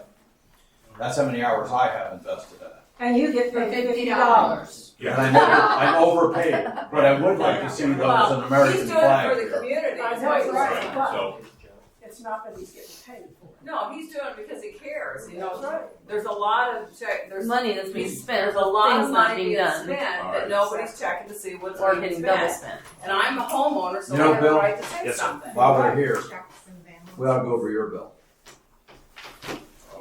Okay. okay? What I see, and if any other board member has looked at this bill, what I see in it is a lot of repetition. And I gotta tell you, you get ready for board meetings and stuff, and if we went line item, and I should have made copies for everybody. It's the way I feel about it. Okay. And I've talked to you about it before. But you have phone calls with Chris to get ready for a meeting, $600. Then you go to board preparation. By the time you get done with that, that's a $1,200 bill. Then preparation and attend monthly board meeting. And that's another amount of money here, $200. It ends up at a total, by the time you get done, recap board meeting with project team and set responsibilities for assignments received, $2,500. And the thing repeats itself and repeats itself and repeats itself. What I don't see in it, there's no subject matter here, except for a small portion of it that says that we recouped, that you even completed a task or recouped any money for us or what the fees were that were received for us. So we end up with a bill at the end of the month after repeating the same thing over and over and over again for a total amount of money of $12,091.82. 1 month. And then I come across the pipes down here. You know, and this isn't the only thing that I personally, over the last 18 months, have found out here. And I've talked to you about some of those things. Mrs. Smith's pipe down by her place. We talk about a lot of things, but I don't see a resolution to it in many cases. Okay. And you've been out here a very long time, and when you sat in that seat that you sat in, because you've been doing, you created our system out here. And you many times, I asked you last month, this woman's got this problem with the secondary garage on her property over here, and I don't remember the name of the road offhand. Bonitaville, but the connecting road with it, Claire. And I asked you what surface she needs for that. And you sit here and you didn't give me any answers at all. And yet water would have done one thing to make it hard again. And I go, okay, I'm gonna have to bring you into this, Ben, because you're using one of the very same roads as this woman has, and you have a secondary place on the back of it that you've used trucks for years to go back into there. You have added a gravel surface to your driveway that is actually ours, and yet we go after her. And I can't have the double standard. I can't, personally, it should be one way.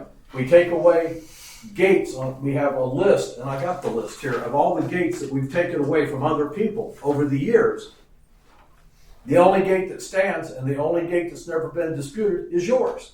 And when that gets disputed, we get in an argument here inside the room, and I've never heard you stand up for one other person about their gate and allowing them to have one.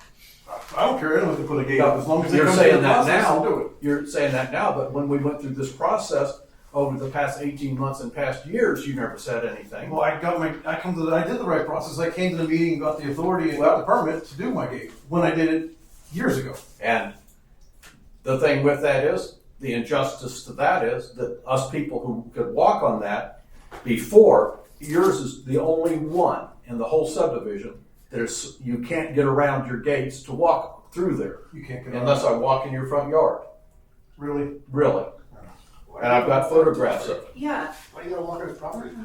I don't. I want to walk on the San Carlos Water Management. I pay taxes on that property. It's Well, my according to property. our- There's a according to right our- of way easement. According to our That's a- attorney, you don't pay taxes on it or should. Bullshit. I pay taxes on it. I pay taxes on the road in front of my house that's a quarter of an acre like everybody And else. you drive on it. And you drive on it. That's public or Oh, yours access is of the our. same No, way. it's not because I own that property. It's I deeded. own my road in front of my house because I pay It's taxes completely on right it. to the center line.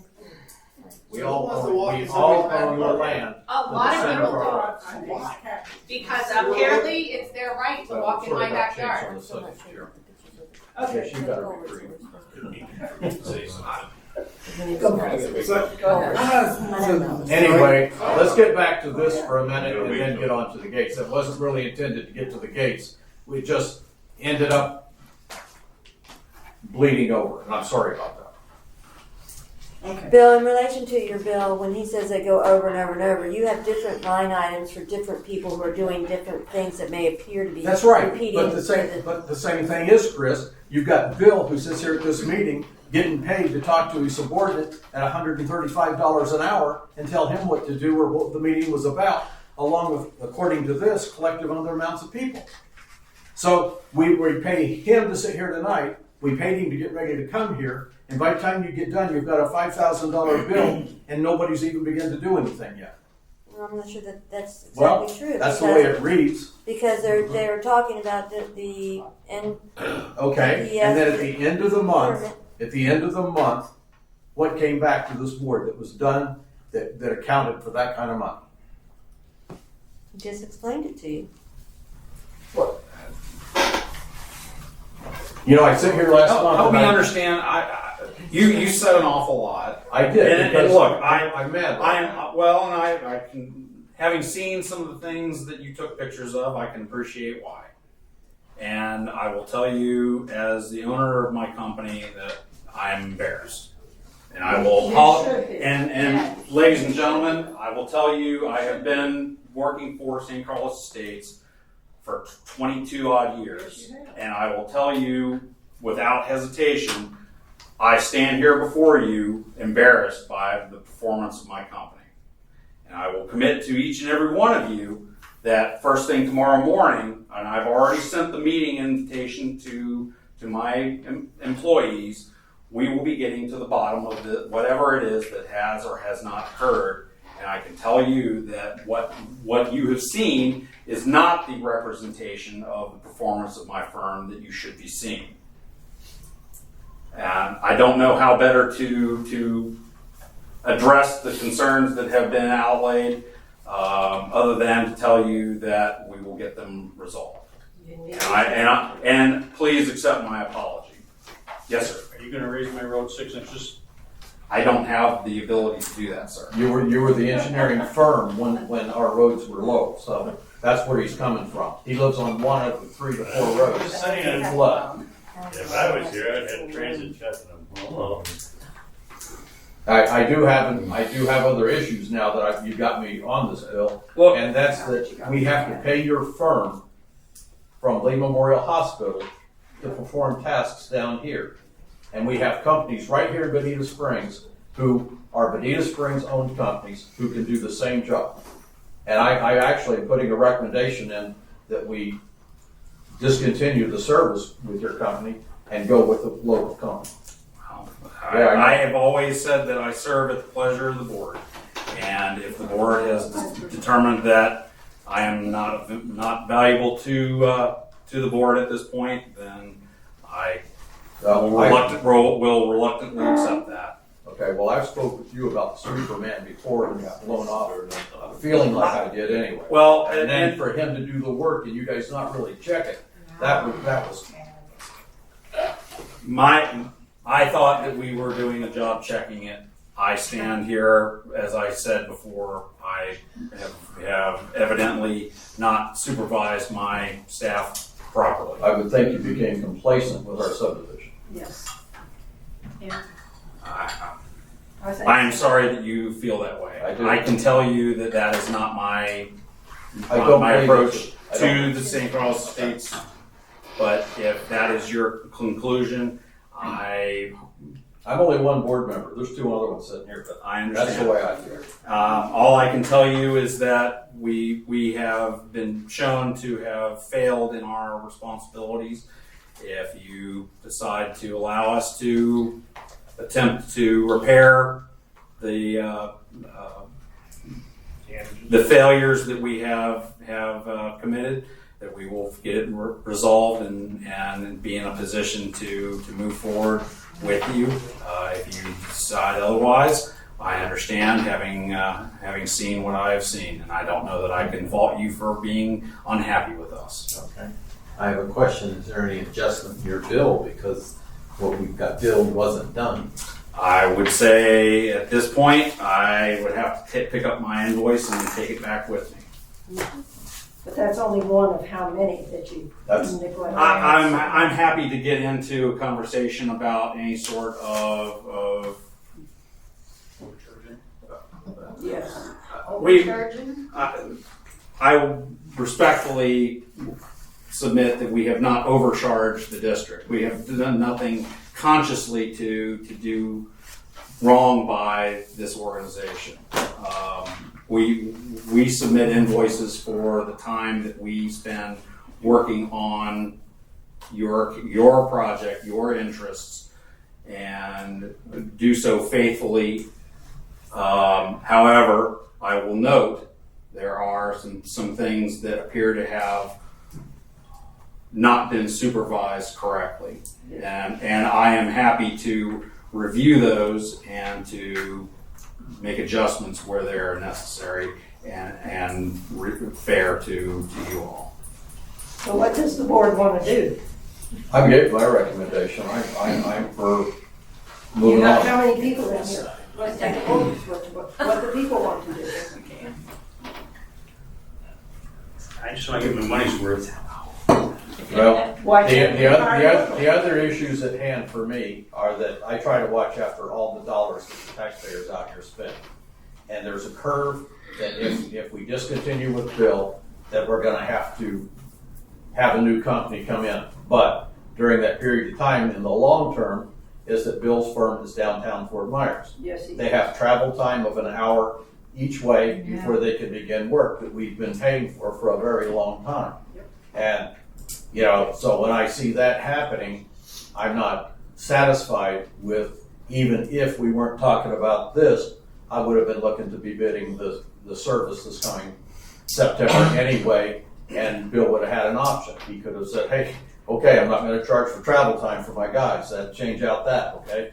I don't know whether he would do that or not. But, when I sit and I look at the meetings and he puts Stephen in a meeting and bills at his billable rate, I don't know what Bill makes $100 and some an actual hour that he pays him, or whether that's part of the firm's money, but we get billed for the billable rate.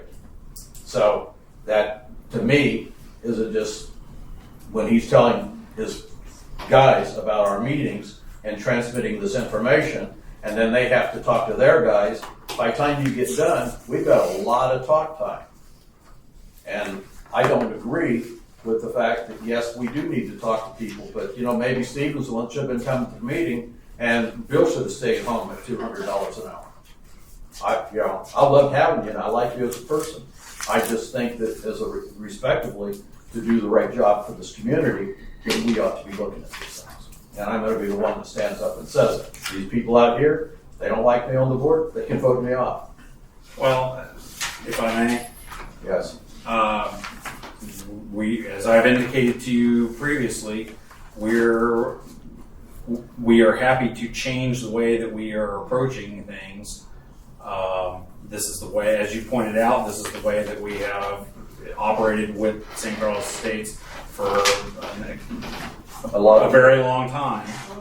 And this is the every time that an issue has been brought to our attention that the district would like us to handle differently, I would like to think that we have taken it seriously and that we have made changes to our operations. If there is something that we can do to make those changes, I am open to understanding, wanting to understand what the concerns are so that we have an opportunity to handle something in a way that is deemed to be fair and equitable. You know, when I see things like this, I have to think about how many years nobody looked. And that's where I get to today.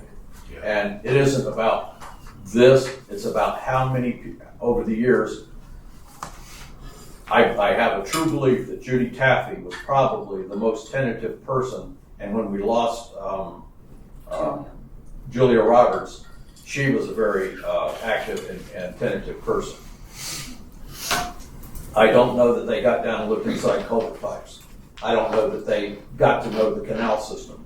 I spent countless hours trying to learn more and more and more, and I know I'm totally ignorant as to the scale of you as to what we do, what's needed out there. But I also happen to believe that just the mere fact that your firm's located where it's located doesn't do justice to the community down here. We're a small community. We've got 800 and some people to pay all the bills. And just the fact that we have to pay your travel times and the way that you seem to do your organization to get information transferred that we have to pay for every time you guys talk to each other. You talk to her for 3 hours on the phone. $600 according to this bill. I don't believe that was correct for that item. It's right here. You know, I don't know what to tell you. You're I think giving it's me a this. combination. My job here is partly the money, and that's part what the board does here. We're not supposed to go out in the field and do her job. We're supposed to be here watching after the money and making rules and regulations and things like that that govern this community. And when we go out and have to do that job, I'm sorry, I can't hardly decipher out when I look at this bill, and it accounts for 3 hours of time talking on the phone at a total of $600, phone calls with Chris. It says right there, board meeting preparation. How am I supposed to take that? The phone calls with Chris is a handwritten item that I don't believe is a part of our invoice. Well, who wrote this? I don't know. That's not something that was written by my office. Okay. It's got your office So, name on Jim, it. Jim, just so you know, we have a 30-minute call before the meeting with Bill and Stephen and Stephen. So Does he charge for everybody on the phone? I'm sure it does. Typically I do, Yeah. but that's the only way that I have to It's not a 3-hour call. Well, charge for what we do is based on our time. Okay. Again, if there's something that the board or anyone else is concerned with, we're happy to talk about it. I have been amenable to modifying the way that we go about conducting our business on behalf of St. Carlos Estates if I know that there is an issue. There Okay. are certain practices that we follow as a norm, as an organization, and I won't. Okay, I can truly appreciate that you guys put down test places around our subdivision and you test for different things at different locations. The fact is, Lee County has a test site that they test every month with all of the water going out of here. If any of that water had fecal matter in it or anything else, they're not gonna let us flow it out into the state system. We're talking about, if you want to talk. There's a question back there. If you want to talk about that, about why we're doing what we're doing, I'm happy to explain in more detail. No, I was just going to say that if you have a full bucket of water and you test the full bucket versus the 6 glasses, you know, each one of those might have come from a different area, but when you collectively put them in the same bucket and test them, your test should test for every one of those items in that bucket. And from a methodological standpoint, there is a particular criteria that the testing that we are doing has to account for. This is a methodology that was approved. We had to get approval from Florida Department of Environmental Protection for it in order to be able to conduct it and be able to assure that it was something that complied with their standards.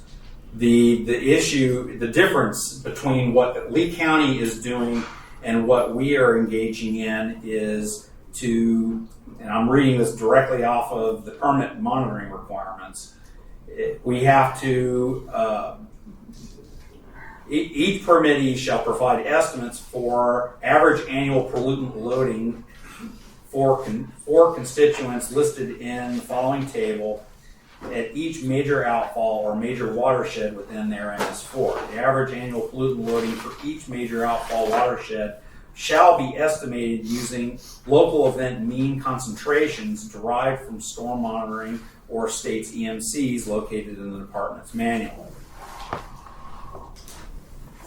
What that means is that we have to be able to show particular flows and concentrations in specific locations. And the only way to do that is to, as the gentleman brought up earlier, is to be able to isolate those to particular locations. The county's testing regime does not afford the ability to do that. They are doing bulk grab samples at very limited numbers of places that do not afford us the ability to be able to get that kind of They have to answer to the same state systems that you do. But they are testing for a different purpose. Their purpose is simply for the concentration at a particular location at a particular time.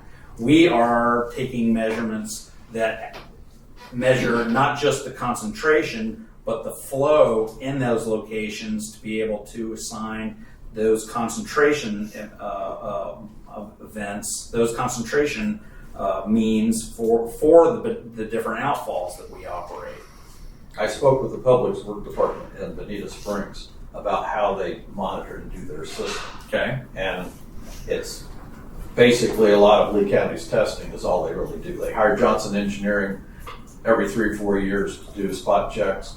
And from what my understanding of what I was told from the people I talked with, that was where we're at. And that's why, you know, when I hear all of this about these different levels and stuff, I still can't believe that Lee County would let bad water pass.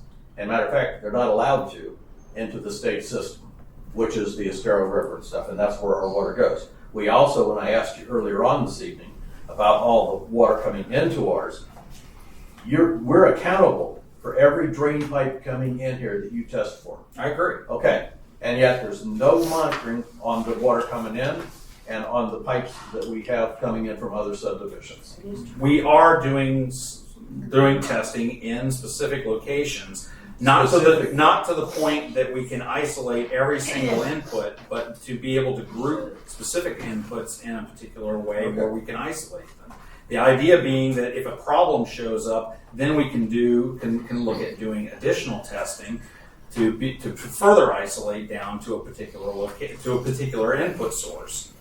But the idea was that we would limit the amount of that. I mean, we can put grab samples in 100-foot stations all the way throughout the district. But I don't believe that is the most efficient means of doing what we need to do to be able to comply with the requirements that the DEP has for this particular year's annual monitoring cycle. I get it, but if we took off all the labor costs of what your company charges us, which is, I'm not even going to guess the number, but it's a quite very, very high number, and we subtracted that out for what was left for testing costs and stuff like that, I would suspect that our testing costs would be very minor. If we had a smaller firm, or even a firm that was local that'll do that work for us, to begin with, we're better off. That's where I'm at. Okay. So it's only my vote, so you know what? These other board members may not agree with me, but that's where I feel. Let's have a vote then. If the people out here would like to cast a vote, it's up to Ben to call for that. Well, I don't think you represent the whole district. No. Yeah. So it's not, that's certainly an issue.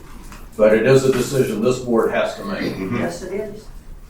Seems like there's two different issues. One is a matter of whether trust has been broken that cannot be repaired. Secondly, the other issue is a question of finances. So it seems like in some sense those have to be considered a bit separately. You could completely agree on the number, the finances, the money paid, but if the trust has been broken, it doesn't matter how cheap it is. So it seems like a decision will have to be made based on both of those issues. But if you can't come to an agreement on both of them, it would appear to be over. Whether or not it's wise for the board to make a decision based on the initial discussion, you guys are going to have to decide, or whether. Well, I won't say anything else. If I may say, is there any reason, the trust issue is definitely important, but should we have some kind of proposal from I apologize, Bill, from Bill, and allow him to rectify any of these problems and revisit a bid, or should we decide something from there? I think we're a breaking point. But he's done this for 20-some years. Yeah. He's been working here. I mean, if he has to rectify something, you have to go back 20-some years that you've overcharged us for a lot of stuff. A lot of stuff. And you know it. So if claims are going to be made that there's overcharging, a person ought to be given the opportunity. We're not making those claims. I didn't say you did. The comment was made that we've been overcharged or over the years. I think that if that charge is made, then the person who the charge is made against needs a chance to rebut that.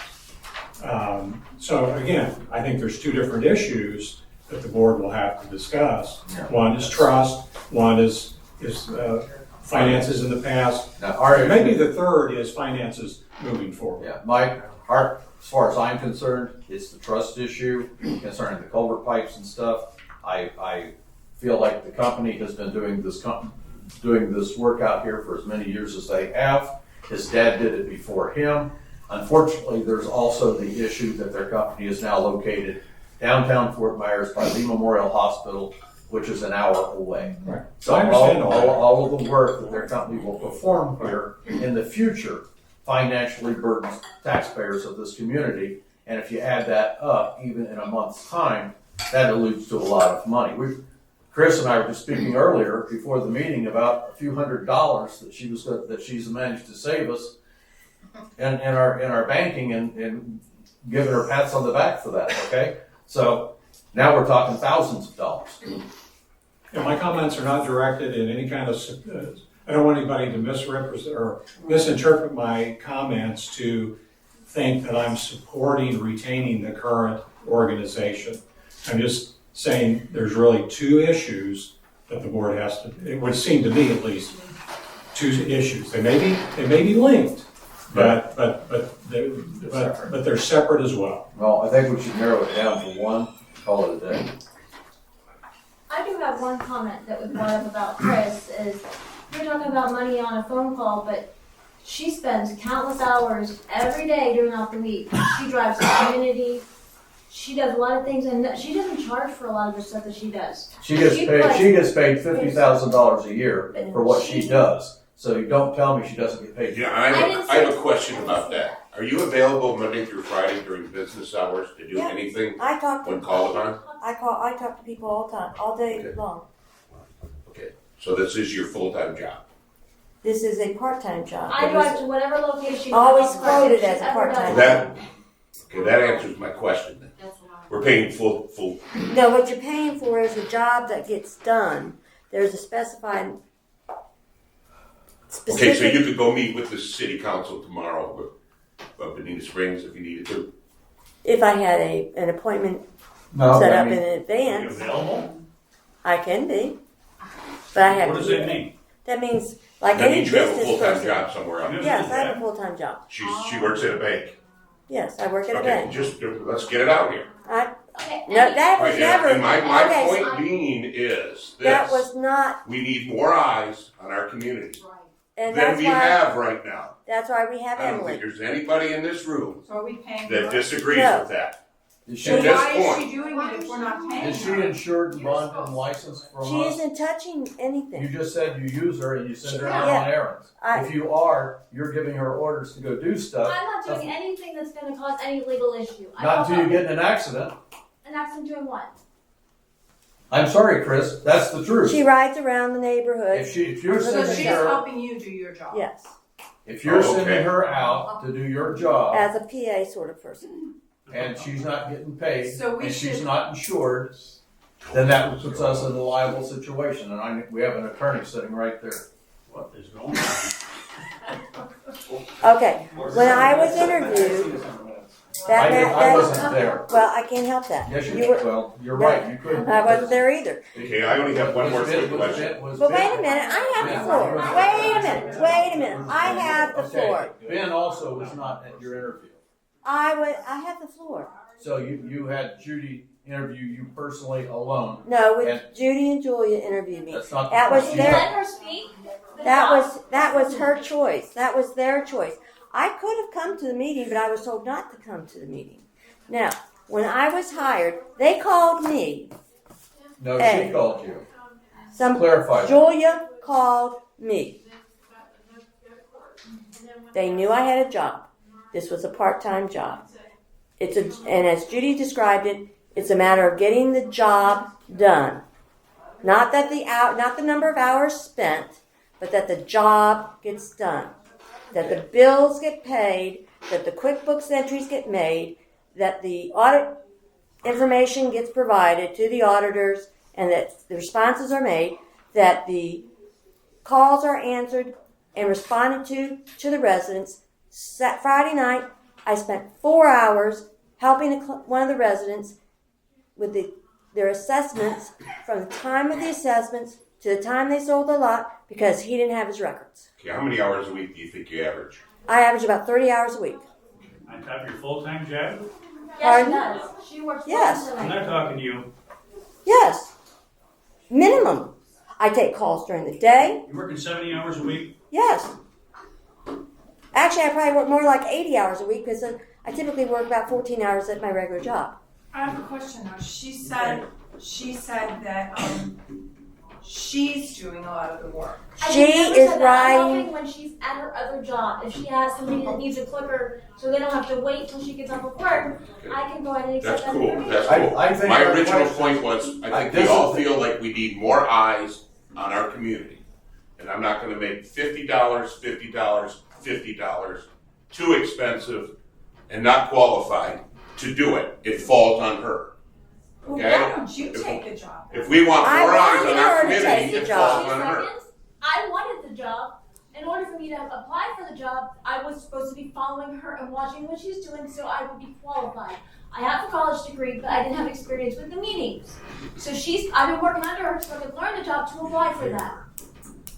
And she's being attacked for no reason. I'm not attacking. We're I'm not, asking. listen, We're I asking. want what's better for our community. I'm not attacking anybody. And you live here. Not- Julia, No, it was you a know- full-time job. No, She- it was she not a was- full-time job. It was a part-time job. Okay. Julia and Judy both told me this is a part-time job and it's only important that the job gets done, not the hours spent. So I don't know how many hours Julia spent. But the job is getting done. Well, actually, we got a check here that says somebody didn't do it. I'm sorry. That was. That isn't. But It that's comes under the your manager's job job. description according to what was written back by Julia Roberts. However, she was relying on what we told It her. doesn't matter. It's her responsibility. I used to be a I fire don't- chief, I don't and even- everything fell on me. I never when even did had the something when addresses my for the guys did culverts. something wrong. And I'm in a You know similar situation You are. because You know, my crew didn't I don't need do this. what they were supposed to. I don't need this job. I did this job because Julia asked me to. Because the district was in a situation where they needed a body. They needed a temporary person. They until need- we, no, they we need never a got body. to advertise for a person. You to did do advertise. all that. Yeah, 10 days we did that. Period. And then you were hired. And okay, so is that my fault? Well, I was on vacation and I asked Judy Taffy to put it off till I got back, and she was so in big of a hurry she wouldn't let me participate. Is that my fault? So, well, it's not your fault, but it most certainly put you in a bad light in the position you're sitting in. I don't know why that puts me Why? in a bad light. Because every member of this board should have had the opportunity when the board was seated as 3 people to hire You you. had that opportunity. Oh, I did. Ben had that opportunity. You could have weren't in- called for another special meeting and I could have been there. The other 2 applicants could have been there. Well, Judy was running things then, and that's not really the case. I'm Well, sorry. So, that's not on me. well, it's not on you totally, but It's not on me at all. Until we ever hear from what your real job was and how it happened and how you got here, then yes, I would like to know those things. I told you. Okay. I got a call. I had an interview. They had a meeting. There was a vote. I was the only one that lived in the district. And the main reason I was given the job was I did it in the years from 2000 to 2002. My husband did it from 2003 to 2012. And Julia picked it up when he died in 2012 and took it until last year. Because I had familiarity with the job. They gave me the low end of the pay scale. I didn't even ask for the money. They gave me the low end of the pay scale. Not because I was already experienced, because they wanted to see how it would work out. I was told I would get an increase after the end of the year that would be more representative to what Julia was making. I didn't ask for that. So you were going to go from 50,000 to the 70,000. I have no idea what the board was going to do. I didn't ask that. I am telling you what I was told. Offered. Okay. All right. And I'm They not, had I'm a not meeting. blaming you for their fault. They had a meeting August 11th. It was published. Everybody could have come. Everybody could have come. They had a meeting. If They they had a really vote. wanted people to come, they would have given due time and advertised it for a They longer didn't period of time. have. They didn't have the opportunity to do that because of the lack of notice for Julia for her leaving. Well, I'm glad you didn't die because we'd have had to hire somebody There the next was day. 4 hours of training. 4 hours of training to do this job. And this job has been done since August. Julia left early. She didn't even come to the last meeting as she was supposed to. You ended up with 2 manual meetings because you all couldn't get your act together. No, we ended up with 2 of them because the chairman of the board at the time didn't follow her So, own you procedure. know what? You want to attack me? Fine. I'm not- I don't really care. I have a. You know I what? don't need this job. Okay. All right. Can we get on the first issue Way and too much. solve that one before we go on to the next issue? I agree. It's still I think- public input. Yeah, we're on number 7. My personal opinion, which I look at all 3 of us board members as just the same. I just run the meeting. They call me the president, big deal. At least that was the understanding I always was with this whole board member. You've been around for so long and a part of this community for so long. Hell, you built it. I think we should give you an opportunity to right whatever's wrong. At least listen to them. If you want to spearhead and get some other prices from other companies to take this thing over, then we can make an educated decision. I just don't want to fire the guy without him having any, can say anything or. And I certainly wouldn't do it before the end of the, before we had to have that permit done. And then we got, then he just walks and then what? Who's going to pick up the ball and run with it? I don't know. We need to cool down, think about this a little bit, pump the brakes. Tonight has been full of lots of issues that kind of point to the same thing. The structure of this whole thing, roles and responsibilities. Do you have a job description? Do you know who you report I to? have what Julia wrote. Okay, and I report to the board. So I'm not sure everybody knows what that is, and then there seems to be a shortage of labor. Like it's a little embarrassing. What do you pay you $50 and whatever you're doing all this is ridiculous, right? Again, so Prior boards did. I don't know how you get these board, how this you board organize does. this, but there seems to be a lack of structure and roles of responsibility, and things just aren't getting done. Checks and balances to make sure work is done to get paid. Basic business stuff. So. Yeah, I agree. I totally agree. It's all stuff we just got to get through and work on in the future. I don't know. I don't think fire and bill tonight is going to make this community a better place. And you know what? I've asked Bill. I've talked to Bill about ways to save money, and he's taken those things under advisement. They used to send the permit things through overnight mail. I said, don't do that. Just send it first class mail. We don't need that next day. And they made that change. That saves $29 for every permit fee that comes in. At the expense that we pay this company, we pay for all of their training and all of their education. It's all in here. And you're going to do that with an attorney's office too. That billing is no different than an attorney's office. I look at attorney bills all the time, and that's a professional bill. It's done as a professional service, and that's the way they bill. It's the way attorney's offices bill. You get the main guy, you get the next guy, you get the assistant, you get the secretary, you get the postage, you get the out-of-pocket expenses. That's what you pay professionals. Yeah, well, I think we're going to get the same result. We just have to pay someone to catch up on 30 years of knowledge here. I don't think that job's as tough as you think that it is. And I think that the testing of the water, any firm knows how to do that. That's the big But that's not all that they do. Ben, can I say something as a citizen that's been here for over a year now, going to all these meetings and stuff? And this is no personal attack on you, brother, so don't think it is. Okay, I've been here and I've listened to homeowner after homeowner come in here and say, I've got drainage problems. Okay, this guy's got waters up and down his road. These people right here in front of me got water that's sitting in their ditches and don't drain. Okay, and I've never seen any of the issues that the customers, the homeowners in here brought up, been fixed. Besides, a culvert that gets collapsed or something like that. And that's from me as a homeowner in here for the last year and a half or so coming to these meetings. So I don't see it as an isolated event. As far as this, I'm trying to look at it more objectively than just being subjective about all these, who's and ones and who did this and who didn't do that. What are the facts? Did these things get brought up? Did they get fixed? The answer is no, no, no. And I agree with Brett, the same thing. May I speak? You may.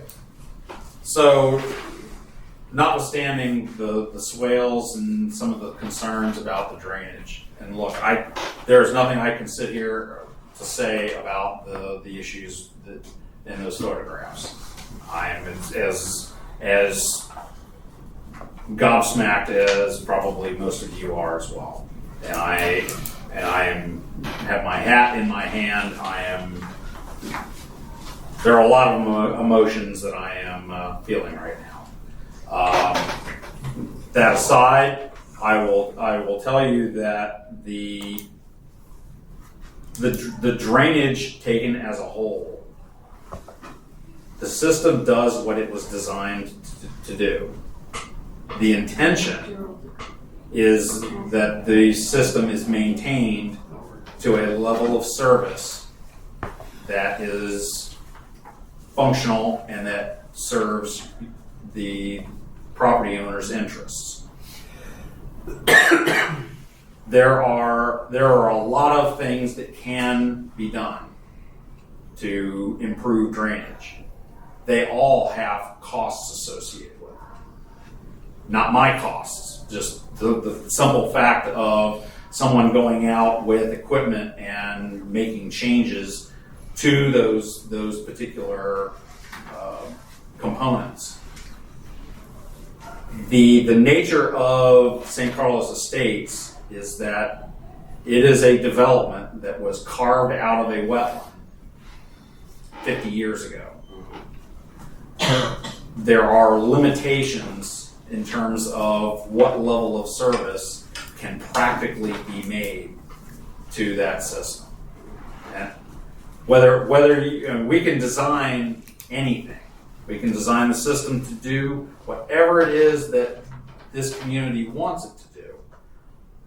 However, within the practical and what I personally consider to be the reasonably economic limits, it's close to what the performance is going to be because of the characteristics of what we have to work with. When the canals fill up with water because of the amount of rainfall that has occurred, and I'm not talking about the little irregularities in the swales or the roadways or things of that nature, but by and large, when the perimeter canals fill up with water, there's not much else that we can do to make water get out of the system faster.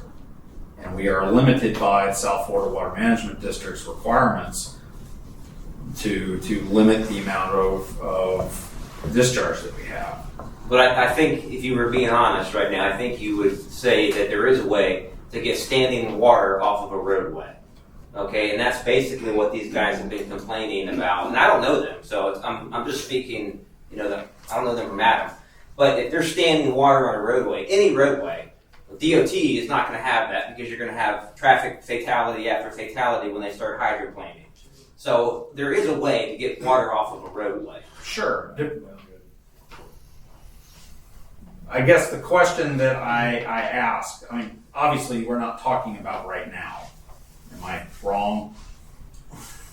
We're talking about what? We're not talking about this phenomenon that you were describing. That's not occurring right now. No, absolutely not. What are the circumstances that are there when this is occurring? If I may ask. 10 inches of water over the road? We're talking I about think it's at during least monsoon. 700-800 feet of roadway that's underwater. Okay, but what precipitated that happening, I guess is my question. Rain. I'm sorry? Rain. But how much and over what period of time? What difference does it make? If the damn road is underwater when the rest of the community is above water. And that's every summer. Hell, anytime it rains hard, it does. Yeah. The rest of the Depending on how much rain you get. Right. It's every summer. Right. Yeah. It's every In summer. my pictures, I got freaking pictures. I got videos of the damn road. I tried to show them to you before. So my roads No, don't I mean- flood. Why do I have a right to non-flooded roads but he doesn't? Aren't we? It just has to do with a lot of different things going on. No, but I'm just, somebody engineered And that. look, I'm not trying to get too specific. I really am not. I'm just saying, it goes back to somebody didn't check on these guys. Right. I mean, for God's sakes. I know. They- You can't watch everybody, every one of them. I'm in agreement with. And I will tell you that my failure in this is that I thought we had done what we were supposed to do. And they worked at they were at the behest of the board at the time. I understand. It was a failure. It's just- I understand, and clearly right now, a lot of that points to me. But It Bill, wasn't your time. Sometimes they're talking about water over the road for 6 hours. Then it drops to 27. but Bill, weren't you following the orders of the board at the time who was trying to keep the job to a certain dollar level? You were following the orders of the board at the time not to do certain things and to keep the job within a certain dollar amount. You're talking about the CIP project? Yes, that's what he's talking about. He's saying that during the CIP, when the roads were put in, they weren't put in properly. But that's because you all were working within whatever the board The told you to standard do. that we were asked to comply with was that the north-south roads were not materially regraded over what was previously there. We added the base, we added the pavement. You knowingly built the road wrong? No, With the no, grace sir. of the board?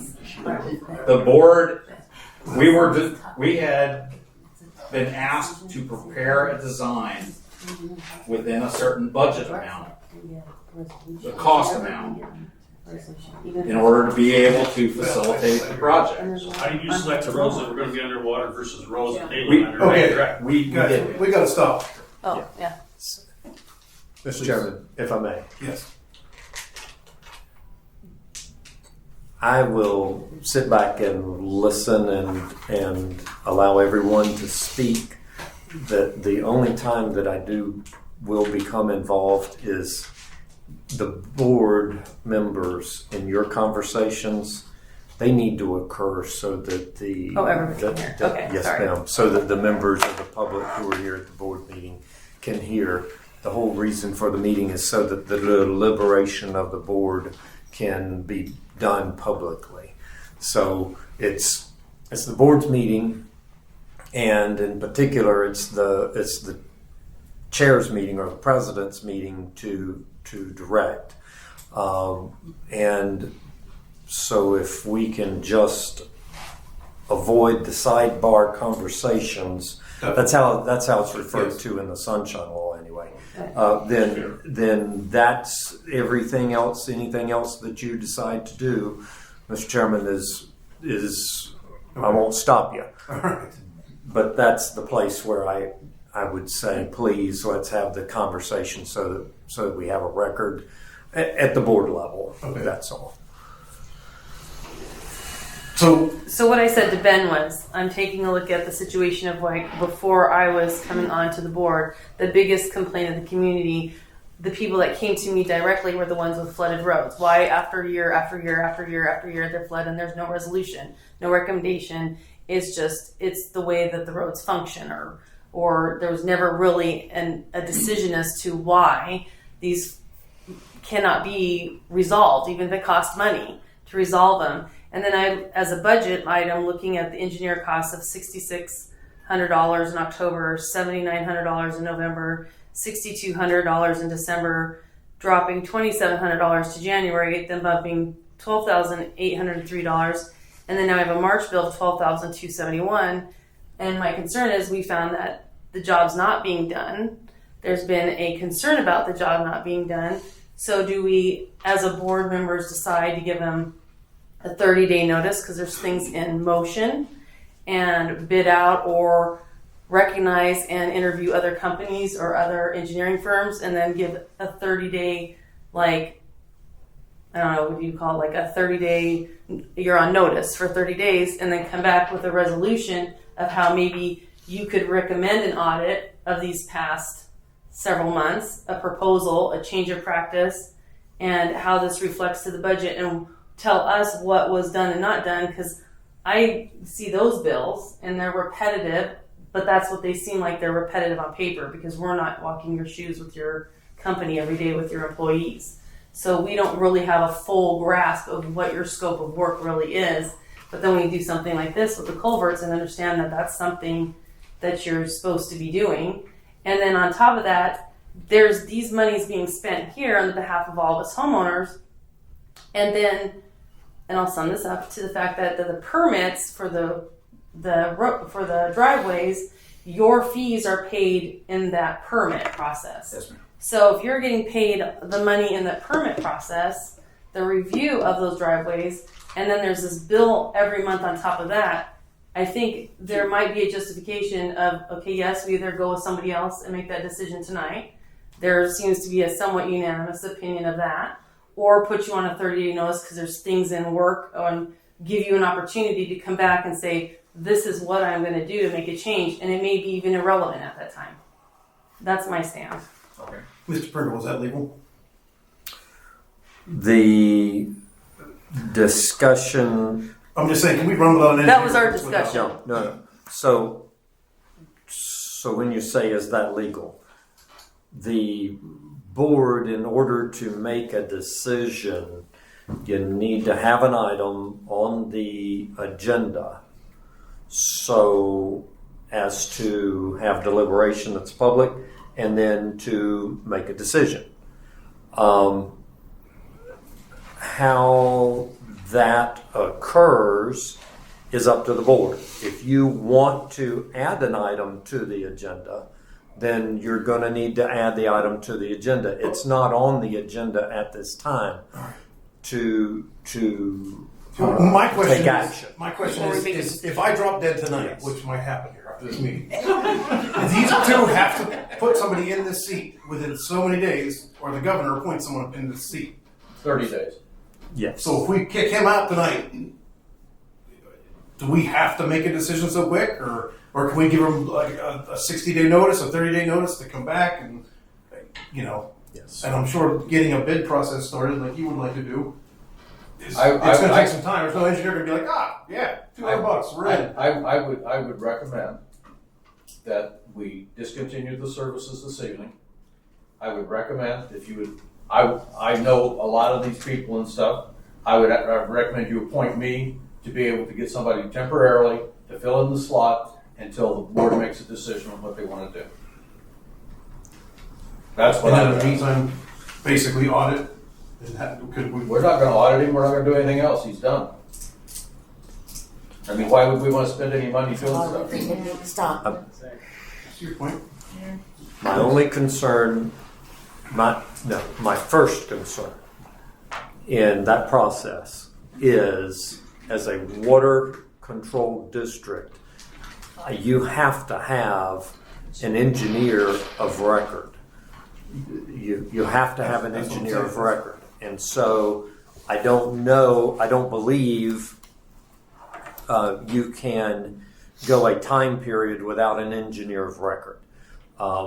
If that's my concern. If he was a single entity company and he died today, you're going to tell me that I've got to get somebody tonight? I'm gonna tell you that if he died under that circumstance, that set of circumstances, I would be telling you need to call a special meeting to appoint a replacement as soon as you can.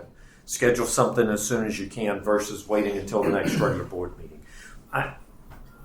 The Chapter 298 says that you will appoint and have an engineer of record. Part of the reason is the other agencies, the permitting agencies, they need to have a person or an engineering firm that they can contact, and so that's why I believe it is important to have somebody there continuously. So that would be my response if you were to ask. So we could make a decision I- tonight that, like, okay, I'll just use this in retrospect of a situation where I have someone in my family who there was a banking system going under, and they said tomorrow morning you're going to get a red, you're gone. A yellow, you got 6 months on your conversion, and a green, you're continuing on. That gave that he got a yellow. So over that 6 months, he still had to do his job, but then there was a fluid transition over to a different company. Yes, ma'am. That's a decision we could make too. Yes, ma'am. But again, We could add this to a line item? Yes. Is that what you're saying on the old food? that's what I'm saying first Okay. is under old, new, and unfinished business, there's not an agenda item for this discussion. So Can you add the agenda item after the discussion has been had? yes, sir, because of the addition previously of the discussion. The board, in answer, Mr. Chairman, if I may, Please. the board can add an item to the agenda under old, new, and You unfinished. need a vote on that or what? You're going to need to take action to amend the agenda, yes, sir, if you want to add that item. Motion made to add Morrison Depew for a line item last on the old, new, and unfinished business. This meeting's until 2 o'clock. Yeah. Second, unanimous, I'll nothing? second it. That's discussion for tonight, correct? Yes. Okay. All right, that's done. So I hate to say this. So- Where's the pew? What does that mean? So, Mr. Chairman, then by that action, you have added an additional item to the agenda under old, new, and unfinished business of Morris Depew. Yes. Okay. We have any additional comments from guests or public input? One quick question. If my neighbor has And your name? three driveways, Norm K, 24199 Cock Robin Lane. My neighbor has 3 driveways. The third one he put in without permission, pavers, and it's causing standing water on my street. What do I do about it? Is there anything to be done about it? That's Because what my whole street will be drained and I have to walk through 3-4 inches of water to get to my mailbox. Because he just put in the driveway, felt like doing it. That's what we'll have to talk to our engineer to get him to rectify the problem. And as You of can right only now, have 2 driveways, right? Right?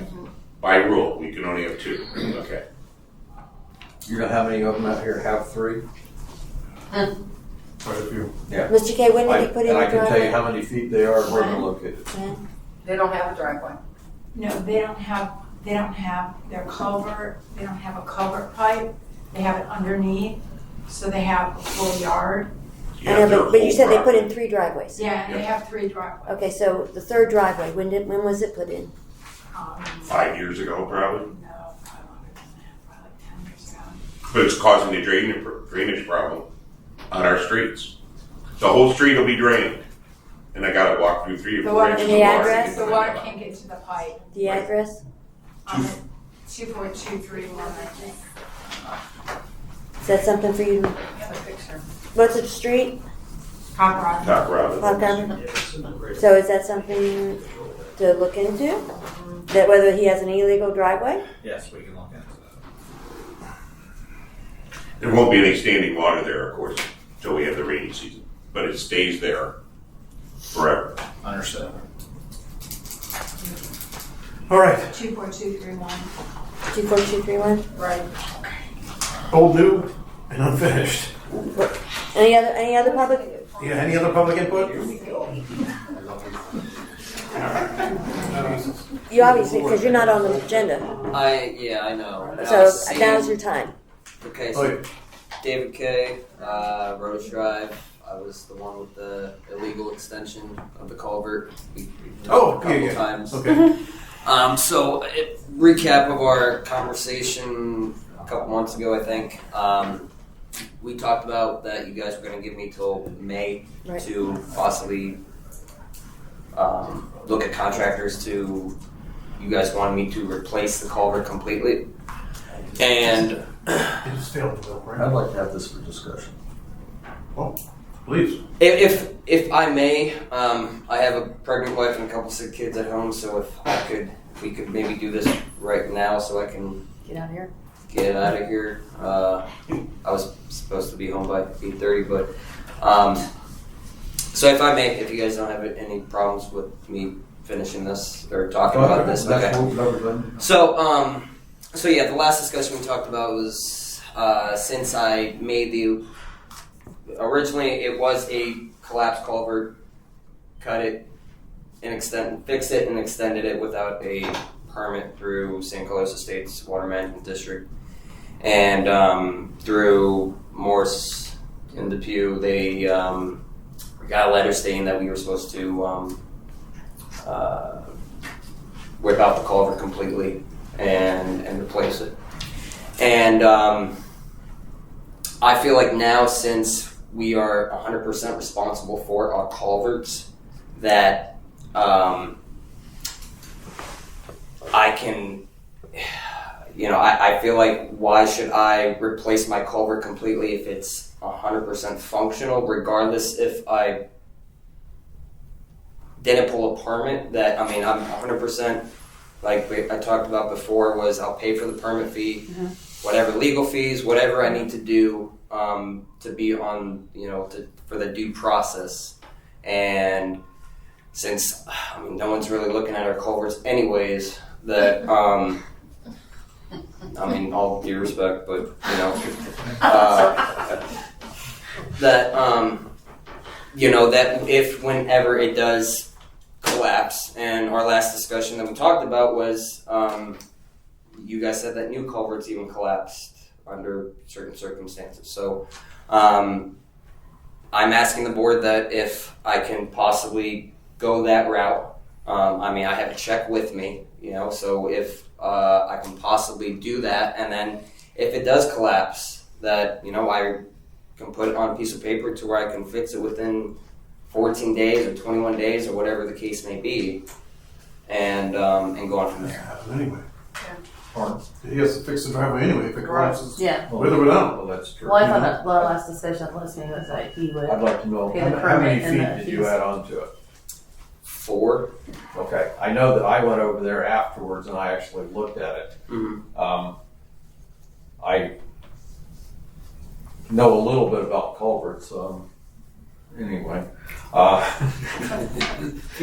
not an engineer, I'm not a professional, and it's not me to make a decision as to structural things. This should be the engineers that do that for us. Correct. But I never heard you say how you fixed the gap between the two pipes. Do you know how that was done, wrapped, whatever? Yeah, so I'm a landscape contractor, so we do a lot of drainage, obviously, in the culvert ditch areas, completely out of my realm. But as far as the connection between two PVC ADS pipes, whatever, same concept.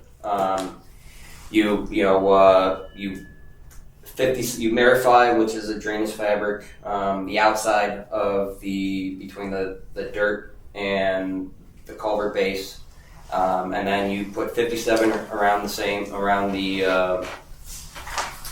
Merify actually around the pipe first, and then because it has female and male fitting on, I think those are 14-inch or 15-inch pipe. Mm-hmm.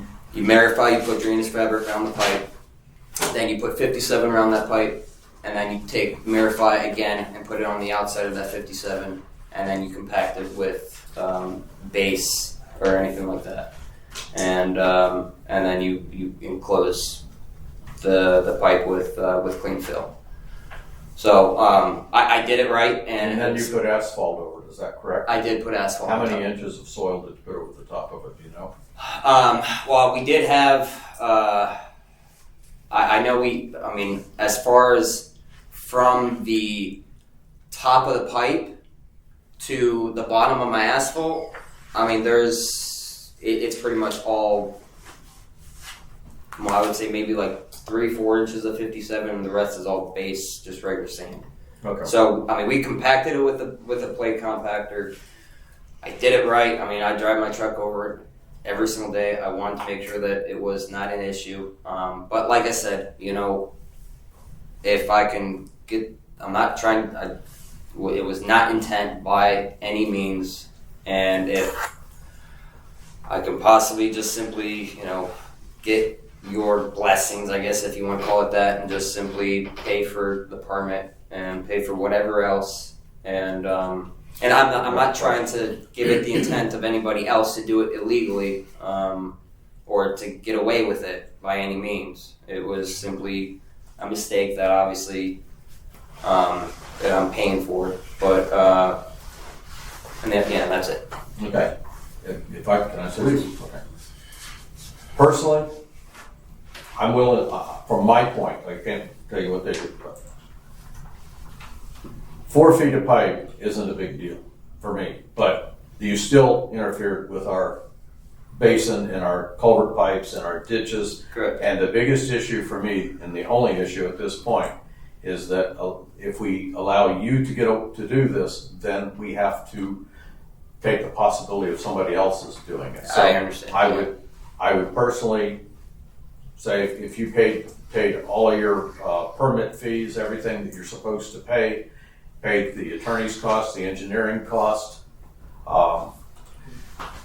If Mr. Pringle has a question with that, I would think that would be acceptable. Mr. Chairman, that permit application packet that I made reference to earlier contains an application that could be completed, turned into the engineer. A filing fee could be determined. Test or sample could be taken of the material, and the engineer could determine whether it was built to the district specifications, and if it is, then you're done. He only think is did the process. 4 feet of it. The rest of it was already Right. done. So as an example, And yes. so to go through an elaborate testing procedure, Well, he's got to fix it if it caves in. Well, I think when I say testing procedure, the engineer would determine what that is. Remember where I'm from. I'm from Immokalee. A testing procedure in Immokalee is you take a pair of post hole diggers and you go out and you dig down to where the joint is and say, yep, that joint is as described. It's good. Cover it back over. Everything is good. But that's from Immokalee. That's not always present everywhere. The point is that the engineer would receive the application and then process it. You said you were talking about your concern being if you We don't want to follow. right if you create a unique set of standards and guidelines for this situation, then you may have to do that again for the next situation. And so if the permit application is completed, then you would have a standard document that would. I'm all in agreement. I think do- it should be to done. Take care of that. So, but in lieu of having to do a new pipe, if he's okay with that, I'm okay with that, and then it's up to the other board members. So Phil, I agree. Stephen did an Second. inspection of that pipe. Do you recall whether he felt there was any issues or anything that came out of that inspection at the time? The concern that was allayed at the time was the pipe diameter is less than what's currently required. But they're all the same on that street right there, so it's not going to truly affect anything, Bill. I'm not arguing. I was asked a question. I am answering it to the best of my ability. The concerns that were expressed relative to the standards of a new driveway culvert is that it didn't meet the pipe diameter, and there was a deficient amount of cover over the pipe. Mr. Chairman, just one more thing. So that is an example of, that would be an example of the size of the pipe being smaller than the current standards. That would be an example of a variance that would then come to the board. It's described in there as a variance. Right. You could ask for that. Right. And then that variance would come before the board. The engineer would say, this is what your standards say. This is what the application is for. There's a variance there. If everything along the street has the same size pipe, all of that would be described to the board, and then the board would be able to exercise your discretion to make a decision on what to do. Sounds On good. what Let's to do that. How do we circumnavigate all that stuff? You The fill out- property owner completes the application and then Submits it to the it gets engineer. processed. Stuff like that. That'll be Alright, easy. so just go online, submit the application. You can go online, download it. It's on the Yeah. scewcd.blogspot.com. Right. And then We get take it from reviewed there. all here. Okay. and send it to Morris Depew. Okay. And then someone And then, contact me. come back Right. next month like you're supposed to. Okay. That should work out pretty good. Okay. That's really the easiest way to do it. Okay. A vote, nothing? No, sir. Just fill out the application, yes. submit it, and Yes. roll. Okay. And then you'll have an opportunity to vote on something. Any other public input? No. No? All right. Alright, guys, I appreciate it. Thank you. Everything works I out. hope your kids get better. Yeah. Well, school and system. One item you don't want to tell your friends about. Yeah. Alright, guys, thank you. 8991 Strike Lane, underground utilities. Not over yet. Any progress? I've not heard anything from anybody. Next, all right, Stillwell guardrail accident. I called Alfred Construction because they've never responded to the email, and it turns out the email address was wrong. So I resent the email. So I have the one bid from the one gentleman. Alfred was going to be my second bid. Bill, you were going to talk to Elite Grading. Did you ever have a chance to do that in regards to the berm stabilization with the supports? We're having a conversation about what we need to do to make that work. Okay. So we're still trying to get quotes. Okay. I haven't talked to State Farm in a while, so I thought I would give them a call back and just say, look, we're having a hard time getting quotes, but we are actively pursuing getting the information we need to in order to file the claim. Okay. Anything with 24166 Sunny Lane? Yes, we're there. Oh. Dr. King, Sunny Lane. All right. In regards to the paper pad. Okay. Obviously, from listening to your meeting, I need to apply for a right-of-way permit packet variance to be allowed to have some bricks next to the road so my trash cans don't fall over. Yes. Is what I'm being told. Yes. Yes. Any improvements that swale has to go through us. Fine. Sorry. You got the website address? We'll find it. I'll give it to you. Okay, I have a question, and you knew it was coming. Who? Anybody? All right. What? Okay. To whom? My question with his paper pad thing, even though he needs to get the application, and I understand that because Mr. Frankel brought that out earlier, it still makes me wonder about the deck. You know, all of this stuff that's been done in our easements and right of ways over the years, and even recently. It was brought up by Darlene earlier about her decorative ends. You have them on your culvert pipe. There's multiple ones throughout the whole community, along with the fact that other people have stacked rocks that slip and fall and plug up the end of the drain pipes. Other people have built wood things across it. We have another decorative mailbox a person put out here, or a stand next to it, that has a fire hydrant on it. And I think it's beautiful. It looks great. I'm a firefighter, and so I love seeing stuff like that. Is there a permit for that? And I'm just wondering why we went to these one group of people when all of these other things exist. I believe in standards for everybody, and I don't believe in picking one group of people out. Even though we have a procedure, but somehow we either have to come before the board and have a blanket acceptance of all of these old things that are in the past to clear up the past to make it current and then proceed forward with everybody else's things. Well, his is about 30 to 60 days old. Right, but you have nothing online about this. I mean, Yeah. do you see other homes in the community that look like shit? I mean, I'm sorry. No, man. you have a beautiful house. Don't tell Well, me you wrong. obviously don't think that when you're complaining and taking No, pictures where okay. the other houses look like crap in the entire neighborhood. Okay, so The issue about that came before was like we had a basketball hoop out there at the exact same location for 3 years that kept getting whacked by 4.5 mail trucks years. and everything else getting knocked 4.5 over. years. Finally, I had to throw it away. I had a big dirt spot, so rather than again, another problem that a lot of people on our streets have, and in the right of ways, I understand they're supposed to be sloped to the ditch so the water flows into the ditch. Well, when you put your trash cans on a slope, they fall over, Right. and we end up with messes all the time. The trash people don't care. They pick them up with an arm, they drop it, they slam it, it rolls into the middle of the road. We have a problem. We tried to solve our issue with a level, flat surface so we could stick some trash cans on to fill in. $500 pad. Which we paid for. We bought all the materials, and we would never ask the district or an engineer or anybody to maintain in our right of way, being as we did it. But we do understand we apply for the permit, and that would be something. That would be something that the engineer would bring up at the board. I totally agree. I mean, mailboxes are mailboxes. When we start putting pads out there, that's something we at least gotta look at.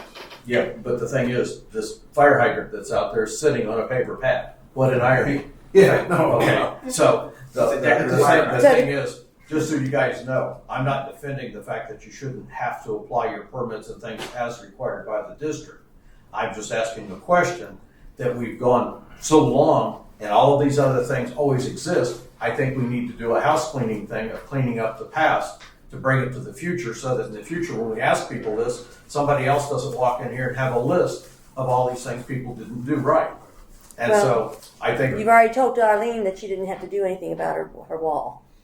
Well, he told I me the told same you that. thing. I mean, as far as you have one too, Yeah. and I agree with that. I'm just saying If her that wall as is a, knocked over, as she's a, gotta fix it. but Yeah, as a motion, by the board, as Mr. Krinkle might say, and I hope I'm right, that we can clean up all of that past history and make it current till today, and then follow the rules forward. That's all I'm saying. I'm not implying taking anything down at all. Okay, so then that would also include Mr. David Kloback right Well, there. it might at this point in time, because they're in the past if we do it today. So you just have to pick a point in time as to when do you want to start that. Because my job was to go drive around and identify things that were not proper and bring it to the board. But then the question is, if that's your job, then why didn't you get all the rest of these? Because I'm picking up the new ones. Oh. There's a lot of ones, I mean, to just let in the neighborhood. Oh wait, the standards handbook was created 2016. So there's actually been a process there, it's just never Never done. Never Never followed followed. it. And probably because nobody ever advertised. That would be something Nobody that I ever would went out say and that there's a huge problem with. The community has a huge lack of communication. Like a board in the front with like We've got the information two on at it. the entrances for the website. It's what? There's two. There's an 8. at Actually, each someone entrance. stole Brad's sign from the front. No, it's not stolen. It got run over by a car. I took it down. I had it welded. I repainted the frame. Oh, okay. And I'm getting ready to put it back up. Either way, Okay. but it tells only when there's It's a been gone meeting. for a while. You're- I know. But that's the only time we can address these things. And then you got the website. Wait a website. minute, it's provable that nobody knows about this process. Right. I mean, Yes. we have a whole room full of people who don't know about this. That's the So point. next month, you're gonna have more people who aren't, so this is a problem, right? Well, the other problem being, Chris, is that our website, you go in there, you can't pull up history and stuff, and it's right now, even our past meetings are not on there for right now. Yeah, they are.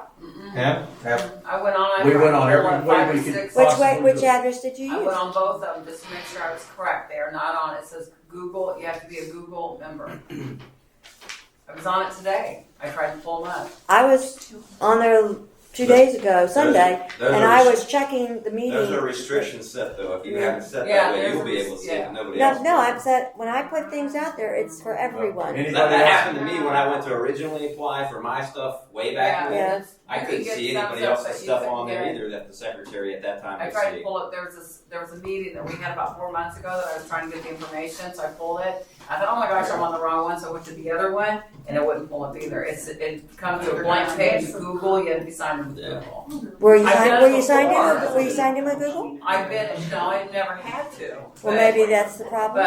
But and then it didn't show the meetings. It's not showing the last few meetings that were even posted on there. Mr. Chairman, I don't know, but I Please. couldn't get onto that. if I may. But Let me I come will, look at your computer. I'm familiar with the website requirements, and I'll talk with Ms. Lawson, and we'll see if we can get the website resolved. If there's a problem with it, we'll work on that and get that resolved, and we can make a report at the next board meeting about it and how that's taken care of. So, How do you guys want to handle the paper pad? I don't care. I just was always under the impression that mailboxes are mailboxes. That's federally. Who cares? I don't care about this your isn't mailbox. even, this isn't even on the same side of the street as the mailbox. Yeah, that's what I was saying. It's something totally My mailbox different. is- yeah, We've here's never- my picture.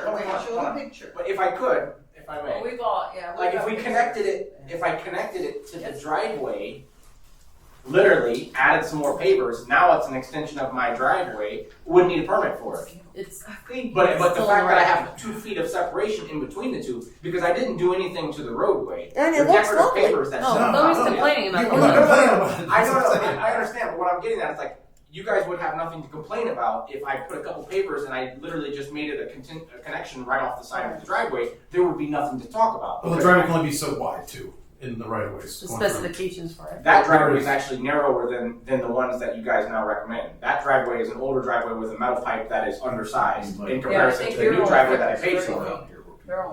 So my new driveway that I paid a lot of money for from the engineer is significantly wider.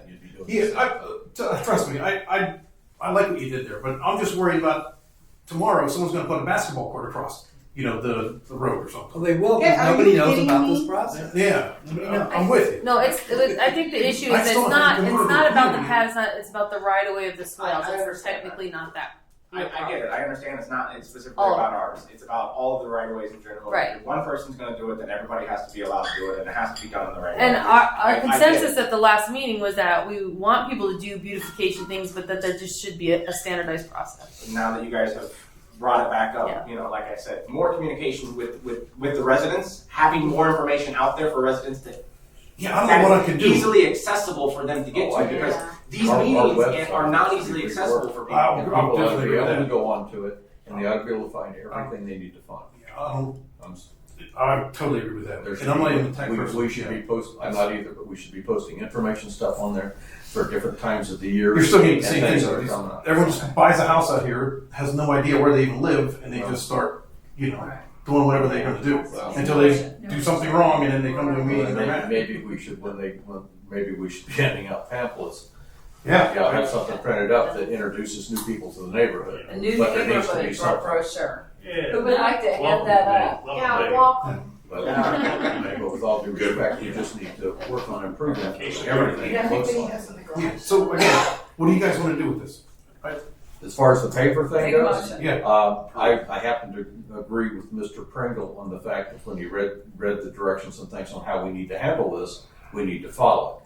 My only thing, and that's why I brought this up, is that having them get permits and things tonight or tomorrow or whatever, and if we don't fix what happened 2 weeks before that and a year before that, by putting a motion on the board to accept those things that are in place today currently, I don't know, I'm only saying that either we send out notices to every one of them that they have to at least fill out the permit and follow the rules.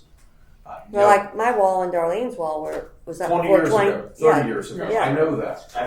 But they still, You see how It's you before could the fence over rule. your wall 20, 30 years ago? There was no There's instructions I don't have there. anything posted right now. I didn't know that I had to pull the permit for a pad for my garbage cans that are usually thrown on the street.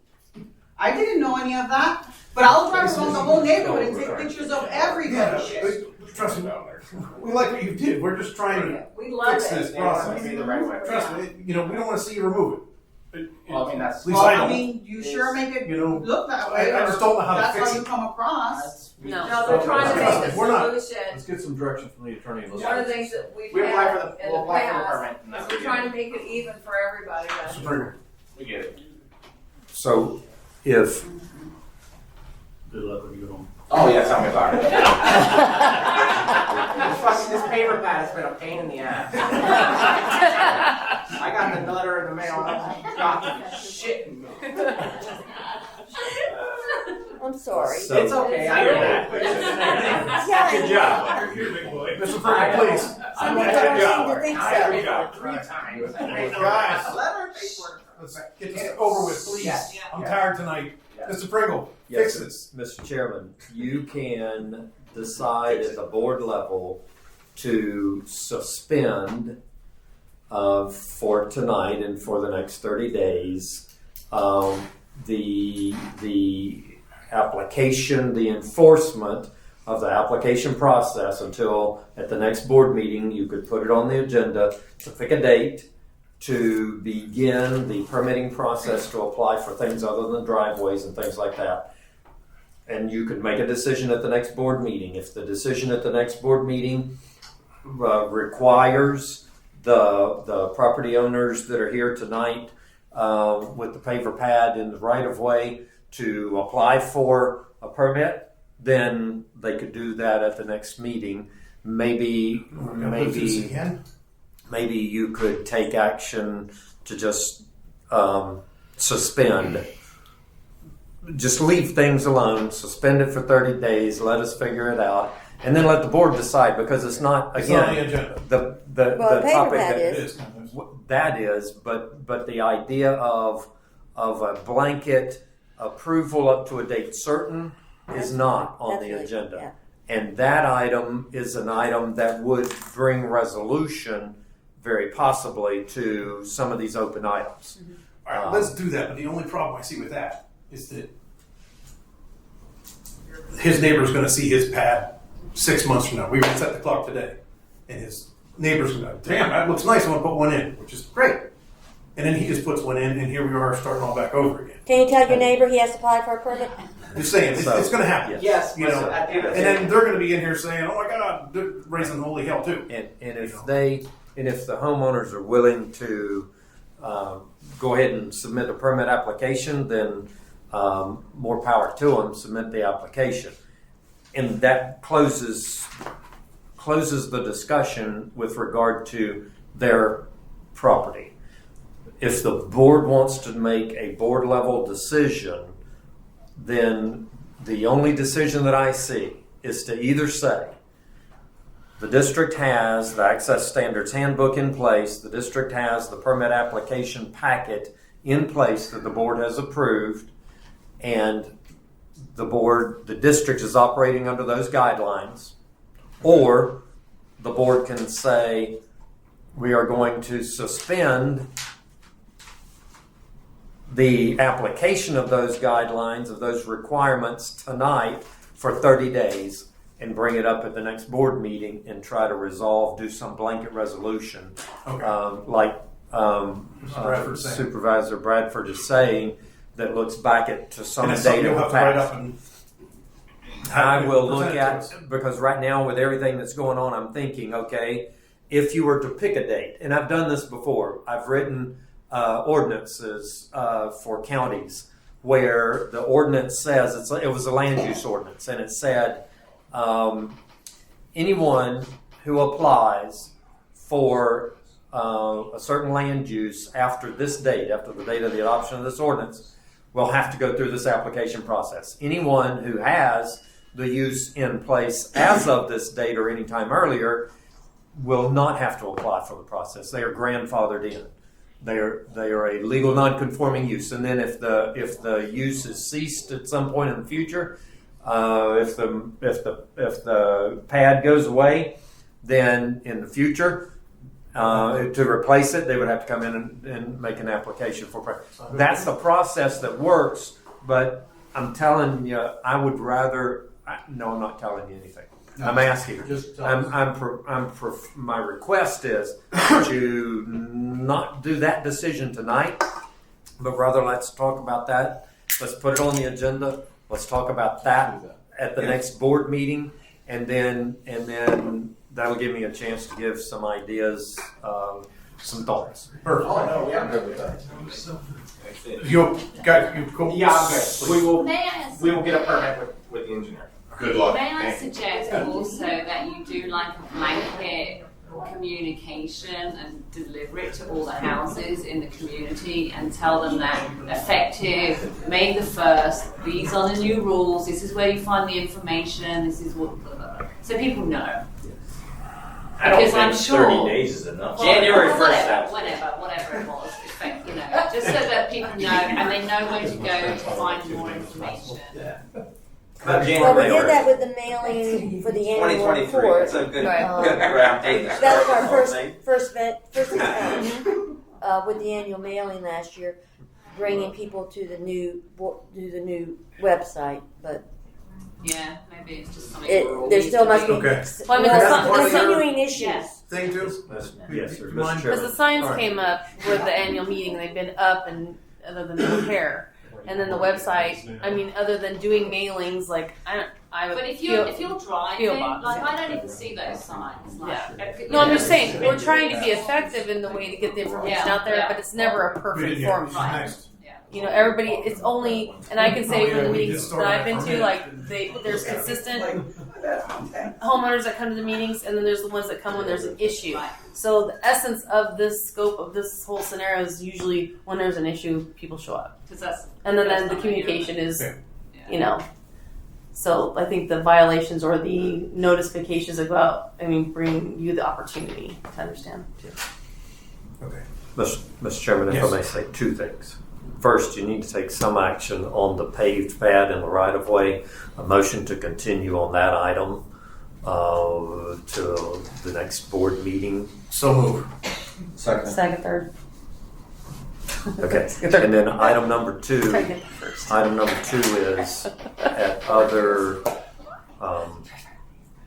the annual meeting notice is a good place to include changes that have happened of note, Bring stuff like that and in. put, Okay. and so that would be a place, because that's typically a mailer that you do For. anyway, Mm-hmm. and so that would be a place to put that kind of language. Informational mailer to go out.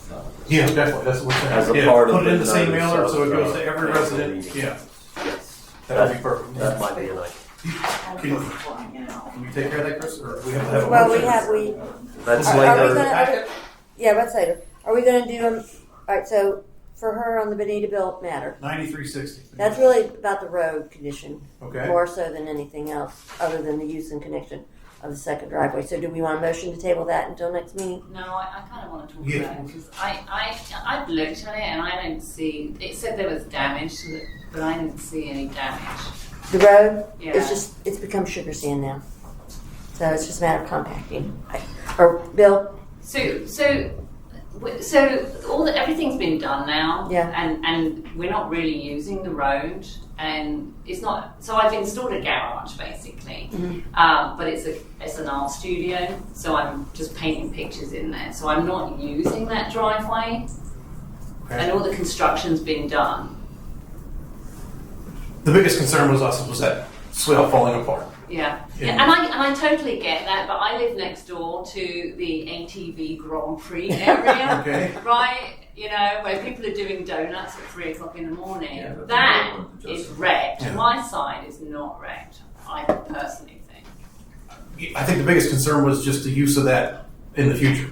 You know, Yeah. what was going in. Yeah. And Something had to be to stabilize the soil. Yeah. Because, that was part of our issue.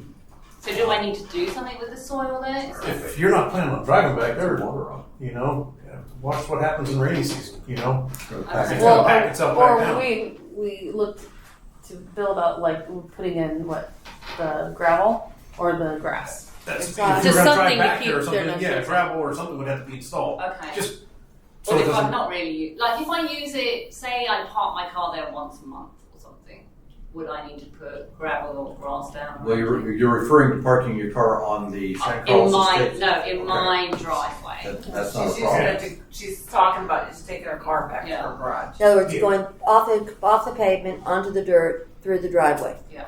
It's the stability of the road that just has to be addressed. Yeah, that's the only thing we're worried about. I didn't know if you Okay. collected dump trucks So- back there or Yeah. what, Bill? it's just, Yeah, that's a who good knows point. what's Yeah, going on, yeah, yeah. When they tore up that section of Benita Bill when they did the construction, and the clean out of that whole lot, you guys made them sod the roadway to restabilize the road. Correct. That was. So for that little section that she's talking about, if she were to resod it, would that be sufficient? I believe so, yes. Okay, so if I want to use it. Yeah. Okay. You're talking I mean, that would be- $5,000. You're not- in salt. Or if That Imagine much? this stone. Yeah, So but if I'm not if- using it, because it's, If Well, there's- stone or sod. if there is a use, if the use is done and over, and there's not going to be any more use of it, restoring the swale or whatever Mr. Morris says needs to be done, sodding or whatever, to restore the swale. The issue is, the topic of discussion is, what has been done to the district's right-of-way within the boundaries of the right-of-way. Outside the boundaries of the right-of-way, the use of the property for the garage, or even driving from your approved driveway over to the garage is all fine on your side of the property line. Yeah. Yes, ma'am. So if you are installing, however, if you're using in the future, after all the construction is finished, if you're using the swale ditch, there's part of the Access Standards It's Benita Bill handbook Road. says that Mr. you're not. Pringle, there's no swale there. No, it's just Benita Bill It's Road. Benita Bill, it's the flat, there's no ditches, it's a flat surface. road. There's But it's there's a Bailey berm, Road. there's a berm Right. between the road and the ditch. Even in a major rainstorm, you couldn't get water to flow from there into the water system. So the Access Standards handbook says if you're going to use part of the right-of-way as part of the district's right-of-way as a driveway, then you're supposed to have a permit for that driveway. There's supposed to be 2 driveways that are allowed. So if that's going to be something that's going to occur on a regular basis, then you should ask for Yeah, I'm a happy to get driveway that permit and do that. If the only thing that's occurred is during construction or as a result of you not knowing that you needed to do something, you've driven across it in the past, then and if you're not going to drive across it anymore, just residing or whatever the engineer says needs to be done to restore it, and then it's done and over. You're finished. So could we have somebody come and look at it after rainy season once all the weather? Because I'm assuming that's gonna like pack it down. Or you don't think so? No. My question is sod is really expensive. Either fill or stone Can you spray it? is what I would think. Why would we sod that? There are 2 other ones that they put stone on. Something like hydroseed is an option that we've promoted using with other such instances. If you're talking about a large area, hydroseed is a much more cost-effective means of gaining the same stabilization. But if we're just trying to build up what damage we've done, can't we just build it up with some dirt and fill? If we're not going to drive on it anymore? It's actually not that big a patch. Yeah. I was going to say, I want to stone. Don't you want stone? So you kind of want a driveway back there? I don't know. To access it ever in the future? I think if you resolve the future potential access too, then at a new point, just put stone in. Something to build back the integrity of the road. But to do that, you need a permit. Yes. Is there a misunderstanding here? Because I think you were talking about sodding the berm, not the whole entire road. No, I mean, no, the road. Sodding the actual road. Or stoning it. Or stoning, yeah. I go gravel myself. I wouldn't Gravel. sod it. Because wouldn't you want to drive back there someday to do something? I would, yeah. You know? You would I don't know. Oh, Gravel. So, that's just me personally. I don't see a problem going either way. Okay. You know, if you wanted to sod it, you wanted to abandon it, then it needs to be sodded. If you're going to maybe drive on it once a month, hot gravel. Gravel. I don't know. I'm not familiar. I would advise putting some stabilizer down if the gravel's gonna just go, just need some sugar sand though. Yeah, that's. But again, what? That would. So if you're going to use it in the future, apply for the permit. And the engineer will tell you, and you tell the engineer what you want to put in there, what you propose. And the engineer will tell you if that's going to work or if it's not, and then we'll make any adjustments.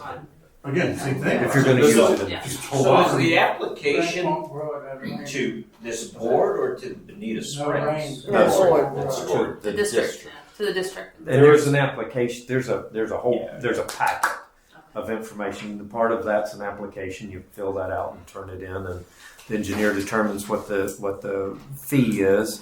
If it's a second driveway, then there's a set of standards, and there's the difference. There's a set of standards that apply to the construction of a driveway. No. If you're going to ask for a variance, you let them know, because on Bonita Bill, a variance may be appropriate, and then that would come to the board. So, and the variance is for not to make it a road? Being that it's not crossing the swale or anything, do we even have to do the whole driveway process thing? Mr. Brittle? Well, you have to because of the use. Well, that's what I'm saying. What if they just in good faith said they were going to put a gravel driveway in? They're not crossing any swales? So they would fill out the permit application and they would say, under these circumstances, because this is on Bonita Bill, and I don't know, I can't remember Bonita Bill, but if it's all flat, The north side. they don't have to put a culvert pipe in or anything like that, then the variance the request would be for approval of a driveway with a variance from the normal standards to allow instead placement of gravel or whatever. An engineer would have to say, either placement of gravel at that location is good or not good. But that would ultimately, the board would decide. Would make that decision. Yeah. That's how the process should My curiosity is that if they permitted the garage, Bonita Springs Public Works Department should have requested a permit for the road for the driveway use if the fence That's right. had been compromised during the construction. So- if you opened the fence after you finished the thing and got your CO, then they wouldn't have known you were going to do that. So the question there is. So the site plan, if the site plan showed a second driveway coming onto the property, then the city of Bonita Springs should not have approved that Without until your approval was given for both driveways. And that's what the original problem was. And Yeah, when I we didn't first know talked, anything about it, when we first talked, you said Bonita They didn't tell you. In fact, I called them after I got your letter and I left a voicemail. I'm like, hey, I'm being told I need a permit. And they left me a voicemail saying, no, you already have a permit. There was Mr. Morris got a specific provision way back before I was even the lawyer for the board, put into the city code so that the city permitting department would not issue a final certificate of occupancy until the district approved the driveway. The district was supposed to give that approval to the city before the city issued the final CO, and they're not doing that. And so that's the problem that you run into. I asked them last week in conversation with them down there about that, and they said they should not have gotten a CO without our authorization. That's right. So how that occurred, and it would have been real simple. Right. That's right. So you could have shown both driveways on the site plan. Both driveways would have come to the district for approval. The district would have approved them, and you would have been done. That's what should have happened, but the city did not tell you that you needed to do that. So. But I have a great art studio. Coming back. So you're good? We're good? Okay. Awesome. So if we're gonna delay the, if we're gonna delay the, or postpone the applications, we'll just wait to see, is that what we're doing? No, I wanted to just do it. I don't think that included for the roads. No, that was just for that was for anything beside the driveway or shoulders of the because roads there and aren't all that. standards for all those other things, That's but all there that are was. standards for the driveway. And that's fine, okay. And I wasn't picking on you. Oh, I know, don't worry. I hope so. I hope so. Strickle, you look like you have a thought. Well, you've got an item on the agenda. An application is going to be made. You can continue the item to the next board meeting. So it's on the And then, agenda. yes, sir. And then in the And when it meantime, comes, the the application application. comes in, we can approve it. Yep. Next. Yes, sir. Okay. So that's going to be done. You're going to continue it. There's a motion to continue it to the next agenda. Is that what I hear? So move. Okay. Second. Second. I Just Three. second. I had to wait. Yep. The top gate is next. What is going on with this now? Top gate. Dave was here. I can tell you, I spoke with Dave during the course of the month. Is it okay if I speak? Or Yeah, can I just say one Yes. minute? So I wasn't here at the March 15th meeting. And just so we're all starting in the same place here. So I'm reading from it. It says, so we're talking about the gate on the south end. So the gate, this gate is a complete gate and there's no way to walk around the gate. So since I've been coming to these meetings, I've been hearing that. That is completely untrue. And I really am frustrated with hearing, we can't make good decisions if we don't know what the truth is. I can show you, that's the gate, that's a path walking around it. Show it all to you. So,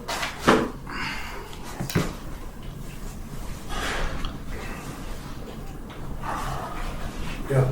That's kind of what my access is on mine too. Trust me, I'm pro gate. I don't know. Well, if you want to walk around it, walk around it. If you want to ride a motorcycle, sorry. I don't need motorcycles in my backyard. So I'm willing to make it easier to walk around for a bike to go through. So that's I just want to start there. And if we have a proposal that, so it's obvious from tonight, there's a lot bigger fish to fry for this. Like, there's a lot of risk to this community, people's properties with water and other things. This gate, I'm telling you, isn't causing anybody problems. But if you want a different gate, we can do that. And so I think Jim has a proposal. How do you want to handle this? No, in discussions that I had with Dave, and you just identified that yours are open, but they're difficult to get around. I would propose to you that if you want to resolve this issue with the gates, as far as I'm concerned, that you guys came and asked to close our road. And you drive by on our roads every day, and you don't care about how fast a car passes my house. You just don't want somebody driving by on our road behind your house. So I don't get it when you come to me and say, I want to close off that road, close off that gate, okay? But the proposal I would have is that if you and everybody else chose to cut off the gates wide enough so people could safely pass walking or biking, so that they could safely do that, not having to get on the edge of the canal to do it, then I'm willing to put together a plan that would do that. Okay. And that's you could get me to sign off on that, but you have to be able to move that gate back far enough. My opposite side is that we vote to remove all the gates that are on our property, and anybody who doesn't want to do that, then we open the forestry gates until they comply. Well, I was just going to say, the forestry gates obviously don't work. They do work. They have chains on them, and we can open them. When you don't live on the end roads, I'm telling you. I leave my gate open during the day, and I had to chase 3 cars out of my backyard just last week. I'm giving you an option that I will work with you if you're willing to make the gate so that people can pass by there, and the forestry gate, either maintain it or clear the access so people can get around. I didn't put the forestry gate there. Well, So, you did take down the sign, and you did change the sign, and the street sign somehow disappeared also that said Maria Lane. So with those things being said, that was run over by a semi years ago, and they never put it back up. But what I'm saying to you, Ben, is that sign on that gate wasn't put up by me. It was put up by Julia Roberts before she left, and those signs were there. They belong to the people out here, and you sit on this board, and somebody took down that sign, and I'm not even going to say you or anybody you know. I took it down because I don't want to see signs everywhere. That's what you want to see. It was there. It was put up by this district. It belongs to the people out here. All right, I'll put it back up just for you. Did you fill out the packet? It should be. I will. And in other places where they've taken them down, they should be put back. And other people around the district who have strung up barbed wire, blocked off people from passing the forestry gates, then if they want to do that, then we should just open that forestry gate until they choose to clear it. And then have the same thing we're having on Benita-Bill. No, you're not. Four-wheeler raceway? No, you're not following what I'm saying to you. I don't want to open it, but I'm saying if a person chooses to keep blocking off the roads with barbed wire and pipes and glass and rocks so that somebody can't pass by it on a bicycle or a walking, then our option. I know deliberately on mine, that wasn't me, that was my neighbor behind me. That was when I first moved in. Okay. I was back there. Well, Well, nuts back there. So that one of those gates somewhere near your property, there's on the inside, there's the post, and then there's just big rocks somebody put there to just With make sure nobody stakes can get sticking up. around there. Yeah. And stakes too, right? Yeah. And then the other side, the path around my gate is like 10 times the path around that gate. So Yeah. you see my frustration, and I see other gates that Yeah. you literally can't get around. I don't even want to get into that mess because he put boulders and everything. Like I said, I didn't do any of that. I'll take my tractor down there and move them. That'd be, But and pull those stakes out. That'd be But amazing. the point being is that I don't mind doing stuff like that, and I'll do it free of charge. But I think that this walking path around our community has been here for a long time. And as for my understanding, even when they put up the original gates, we were supposed to have access around the community. And that has since been blocked off by certain people, and not many. There's only a couple in the whole perimeter that have been done that, and you have the same people, and Gerald ran into one of them who didn't want him to trim the trees, even though they didn't really need trimmed along that side. But those people tend to want to put up barbed wire back there and make it so people can't pass. And if they want to keep doing that, I suggest that that gate gets unlocked until they quit doing it. Or we choose as a board to have the big gates modified so that they can pass on the water management district's property like they should anyway. The only thing that scares me with this whole thing like this is I know you hate liability, you don't think no one's getting sued, everyone loves everybody. But just past weekend, I got caught in a It wasn't on our property, was it? no, in a resort. I got cut on a grill walking by. Had to get 10 stitches. Mm-hmm. 3 times in the hospital when I was getting stitched up. They asked me if I was suing because they wanted to give me paperwork to say what all got done here. Yeah. And I'm like, really? That's the world we live in. So I you're know telling me I know that. But if we someone also- falls on, gets hurt on my property that is the water district right away, they're suing me too. Mr. Pringle identified that is San Carlos Estates Water Management District's property, and they're covered under certain agreements, so that's. Is that true? So if someone gets hurt in your right of way or the district's right of way on my property, they can't sue me. But yet I pay taxes on their property and I own that property. Oh, they It's can't like- because you put the gate up. Huh? Say that again? Isn't that what you said last week, last month? Because they put the gate up, they've altered the district's right of way? It is the control of the district's right-of-way that is the primary cause of the liability. If the district's exercising control without the gate over the right-of-way, if the district's responsible for the maintenance of the right-of-way, if the district has done something negligent in its maintenance and control of the right-of-way, then the district is going to have the responsibility. If the homeowner, property owner, has not been a part of that, then the homeowner's liability is minimal. Is it zero? Are you going to get sued? Chances are you are going to get sued. Are you liable if the district is maintaining the right-of-way and maintaining control of the right-of-way? Then your liability is de minimis. Is it zero? I'm a lawyer. I'm going to tell you that there are other lawyers out there that are going to sue everybody that they might be able to sue. I'm not in that group, but there are lawyers out there who will do that. About the same as if some kid hits my culvert pipe on my driveway, and I'm going to get included in the suit. That's okay? correct. That's correct. It's not. But you're not making a landing strip for them there too. Where No, they were literally we've going like already 80 miles done an hour in my backyard. They lost control, hit the culvert pipe, it We actually blew had our that. mailbox and everything, Well, it went over our street. I'm just We were confused asleep. in terminology here. How can it be a right of way and you own the property? I don't know. It's easy. You can take it off my That's what tax you're record. saying. That can't occur. So the underlying fee ownership, the dirt or below the dirt all the way to the center of the earth can be owned by you, subject to a right-of-way easement in favor of the district.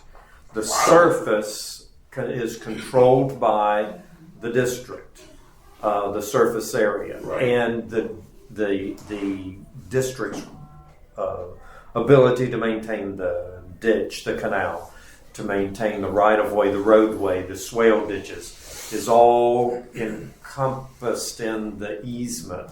Okay, so if I pulled up a plot of his property, it would cover Yes, it does. that easement? Mm-hmm. Oh, the other side of it. Yeah, I just wanted to clarify the terminology. It's the same thing if you bought it in like Same a size. tract community and you go see the houses that are all like 5 feet apart and you see this one that has like 20 feet. That's a drainage easement. They own the property, but they cannot obstruct it, cannot use it for Okay. personal use because it's a right of way of the drainage and the whole community can walk through it. Right. You can't block it. It's the same thing. It just sounded odd. It's just that it was we right have away, bigger but properties, he owned it. so we encompass filling that. Yeah, I mean, I'm need kind of that it's over my mine. gate because I'm tired of hearing about it. I'm Yeah. tired of everyone worrying Well, no, about it. I want to clarify though. I mean, No, no, I don't have little kids anymore. They're teenagers. So whatever. They can be the ones out in the 4-wheelers ripping up everyone else's property now. So I don't really care. We were there But- doing that earlier in our lives too. So, I mean, I don't know. I'm over it. I'm Well, there is tired of this job even. There is a reasonable compromise in that it's open for walkers and bicycles. sticklers. I mean, not bringing the March of Dimes through there, but Yeah. you know, just Apparently some people do though. They want that. right. Okay, but to walk by there, you're going to get. I mean, I have the same Oh, problem. no, I don't care if you were walking by. People are going to walk by a day. What I care is four-wheelers, literally. Nobody's trying to get you to put four-wheelers there. All I'm saying is, open up the gates enough that people can pass safely through there. And the same, if you don't want to do it for the back gate, then I'll do it. Yeah, the back gate, you can. But the that bottom wasn't line me is, at all. I don't know the what bottom there. line is, it just needs to be resolved so that so people can pass through. And they can do it safely. I watch them crawl over that back gate because they can't get around the ends of it. And one day somebody will fall and get hurt on one of these gates. Somebody drown in the canal or Well, whatever, right? So we do have a little bit of a little bit of a conflict in whose interests or whose, because I hear a lot, well, we don't want those back roads, side roads ripped up, right? But then that's the community's interest, the water district's interest, but the only people putting the gates up are the homeowners, right? So, I mean, if the water district wants to prevent heavy traffic from going through there, maybe the water district needs to put a plan to prevent that from happening and not leave it up to the homeowners. Yeah, so I got a problem. So now we got a problem with your gate, we got a problem with my gate. And the original build out was to have the gates, which I got a letter too when I bought the house, that they were going to put them at the hammerheads, and that would have been it. So every road would have been closed. But then I don't know what the board at the time decided to make it save some money and move them to the property line, so we ended up buying one gate. And all that did was open up runways for everybody to, you know. I was wondering why would they do that too? Like, why would there not that? That's the way it started. Oh, originally. They had to get to the fire hydrants, that's why. They're locked gates. We have the fire department has all the codes to every gate out there. What if we have a brush fire? We can still get through from street to That's what street. they said. And bolt cutters. And bolt cutters. Yeah, trust me, you're not going to stop a fire truck. But it is what it is, you know. And I know they have Until the board fire changes. department's the one that set the gate codes, so they have all that. Well, it was my understanding, we had total access to those roads prior to the paving project. The board here at the time decided not to pave those roads totally, although they chose to pave a few of them, okay? The end of Lucy, going to nowhere, they paved that one. I've been told before, quit talking about it. Good Mr. Hagee's property, and they paved all the way from Tuck down to 25, 30 feet of strike lane, and didn't own the property there, so stop. But I'll tell you, if we hadn't wasted all that money on that asphalt and stuff, we could have replaced her culvert pipe with a new one at the time, along with everybody else's out here. We spent hundreds of thousands of dollars on those paved roads that aren't getting used and will never get used. And we put them on people's property. I agree. So, with all due respect to that, you know, we went all, and this goes back to my engineering issues in the earlier years. I've been told that every one of the dead end roads has to have a turnaround of some sort on it, a T, whatever. But yet, you go down to the end of, to Stillwell, to where the where is, There's nothing. and it dead ends. It just stops. There's nothing on either side of it. No way to turn a truck around, no way to turn a car around, except driving onto the dirt and the property that actually then belongs to the person who owns that lot. Same Yet, with Rocky. nobody, Is it? well, I'm not, you know, Rocky isn't such a big issue as this particular one, because you have the guard gate on one side of it, and the only way you can turn a car around is to position it. So I'm going back to the old things that they were done in those years. And Bill, when I hear you talk about engineering and cost, personally, I'd have walked away from the project if I couldn't have done it right. And you said here a while ago that the board directed your company to do things at certain levels. I get it. But man, if I couldn't put my name on it and be proud of it and put a flag up and say my company did that, you know, that's why these people are mad right now. That's why they're upset. And that's why I'm upset. You know, I understand that you're upset, and I appreciate your perspective, but you're 20 years beating me up over decisions that you did your make. predecessors made with us a long time ago. I get it, but I was simply making a statement that if a company chooses to do a substandard job because they want the job, opposed to saying, hey, that's not the kind of work we do. We did what our client asked us to do. I get that. And at the time, our client was satisfied that what we were doing was in their interest and was acceptable. Until us, We're not getting anything from this gate. bills, The tuck gate.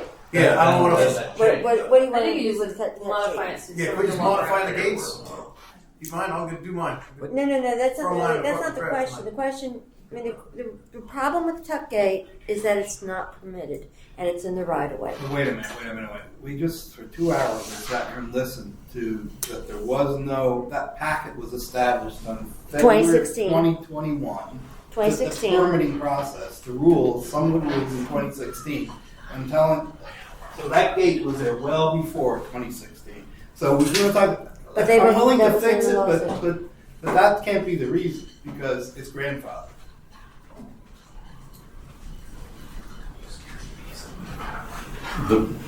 Mr. Chairman, if I may. It appears that the board, because this is a board level decision, that the board needs to make a decision. You're in the place, there's been a substantial amount of discussion among the board members, among the lot owners, about the topic of gates in the district. Maybe either tonight as a part of this item, or I think about, I don't know what standards I've heard just in sitting here, a number of different possible standards for gate installations, and maybe the board just needs to decide what you want the standards to be and then apply those standards to all the gates around, and including this one that's on your agenda this evening. Maybe you don't make a decision on the tuck gate tonight. Maybe you make a decision about what you're going to do with gates in general, and then apply that decision to the tuck gate as well. So if I go out there tomorrow morning and do what you want, I don't know what you want. That's what I'm saying. That's what I'm saying. Why don't we make a standard then? Okay. Here, because we got the guy next is wanting to put one in. If we were to create a standard, that ain't happening, go away. The gate standard, I sent it to you guys, remember? What is it? Based on the discussion from the attorney and everything else from last. Is that the application out of the Yeah. access standards form, or is that the one No, you created? this is the one that I created after Yeah. the legal discussion last month about the gate, so that it conformed with all of the talking points that Mr. Pringle had come up with and stuff. And it made it super simple for homeowners. They fill it out, they turn it into you guys say yes or no, sign it, boom, done. They can print it up. Let's get back to common sense and making it easy for the people here. That's what we're all about. And that's what I thought this board was my hope, and that's why I was so excited about the new board, because we were getting away from the old standard of just, this is the way it's been done for 20 years, let's continue it. Let's go back to common sense and make it easy for the homeowners. You've already seen some changes in this board, okay? And I agree. Okay. And I'm not saying that you guys aren't doing anything. Okay, so- but I'm saying let's continue that ball rolling. Okay. But there are certain things. Ben has said he's willing to make the changes. Mr. Nagy has agreed, after us spending $100,000 or more in legal fees over the past 20 years fighting to get this gate removed or opened or modified, he's willing to work with us to do something. And from what my understanding is, he's even said that there's access around the other gate at the other end that people can use to walk through that pathway. Am I correct? Yes. As long as everybody else in the community complies. Now, if gates are going to go up on the end of driveways, then those gates have to have a setback far enough that a truck can turn around. If they can't do that, then you're blocking the roadway again. And that's no different than going to the end of Stillwell. Then you're causing us cars and trucks to get into the ditches and tear up our culvert pipes and knock down signs and stuff when they're trying to get turned around. They're gonna always have to do it. It's a dead end road. Yeah. They turn around semis at the end of mine. Yeah. And Mike, where'd Mike go? He knows. Is yours a that. hammerhead? Huh? Is yours a hammerhead? No, it happens to be another one of those unique properties where they poured asphalt halfway across the people's property, and Not on you our know, side. but they didn't go all the way. So, On the other side. Just to be clear. Yeah, on the other side of the street. so with that being said, if we're going to do this, my only thing is I want to see us have enough room to turn cars around at the end bin, and if we can do that and come on agreement of wide enough area that bicycles can ride through there without their handlebars clipping them, then I'm willing to work with you in any way you want to come up with an idea. Let's do that. If you I'm in. I'm okay. And then the gate doesn't have to come down. That's, I don't know what we had to do to resolve all this. That was my thing. I think that to me, just pointed it out. So it's like, if you want, I'll write that up and draw it up and bring it to the next meeting. So, Is there gonna have to be, like on our street, the fire hydrants on our property line, or the intersection of our property line? Yeah. So how is that gonna be? Well, you know what, Mike? That's something that we're gonna have to get the fire marshal to sign off on. Yeah. If any of the gates are going up, he's gotta sign off on it. In the past, they would give you a lock from the fire department with their code on it. that And they my had. suggestion is we just give the master combination to the freaking fire department dispatch. The fire department already set the code. Right. They're the ones that told us what code to put in it. Right, exactly. So they They're already all have it set. on file anyway. Dispatch will have it to anybody the officer needs to get down, any fire truck needs to get it. And if last case scenario, they got bolt cutters, they're not gonna let a little $2 lock stop them from going down there to get a fire hydrant. They'll bust through car windows. They'll definitely move a gate lock. And they are the ones that gave us the code. Right. I was there. so Yeah, I would like to say that anything that benefit the community, I would be agreed. Without the snow, don't hurt the resident privacy. And also, anything we do, we should write some signs with rules to follow. Because always you give an inch to anybody and they're gonna take a whole foot. So it is the whole different about it. If you guys wanna open the gate, it's nice for the people walk around. I agree that our neighbor have the enjoy our community. It's nice, but no people riding motorcycle. We're not advocating, that. Okay, so people always take advantage, so we have to make sure that we have those rules before we even go to the city. I think we already have the rules. Yes, but people are blind or they don't follow the I'm rules. just signing some of this. No, they'll definitely take advantage of it. That's what scares me with it too. Oh, I got some more over here. I think Tony's trying to say that they don't know the rules because they're not posted. There's no signage to say no motorized vehicles or no motorcycles. Mr. Chairman. Come up with a standard size Yes. for all. Yeah. There is currently, as I said earlier, an application process to get the board's or the district's approval of a use of the district's right of way. There's an application process already in place. What is not in place is the description of the standards for the installation of a gate in the right of way. That's what I think everyone has talked about, is what are the standards. So I really think that's what, if the board said these are the standards for the installation of a gate in the district's right of way, Is that what you're gonna do? there would be, Like make a standard? and the application is there.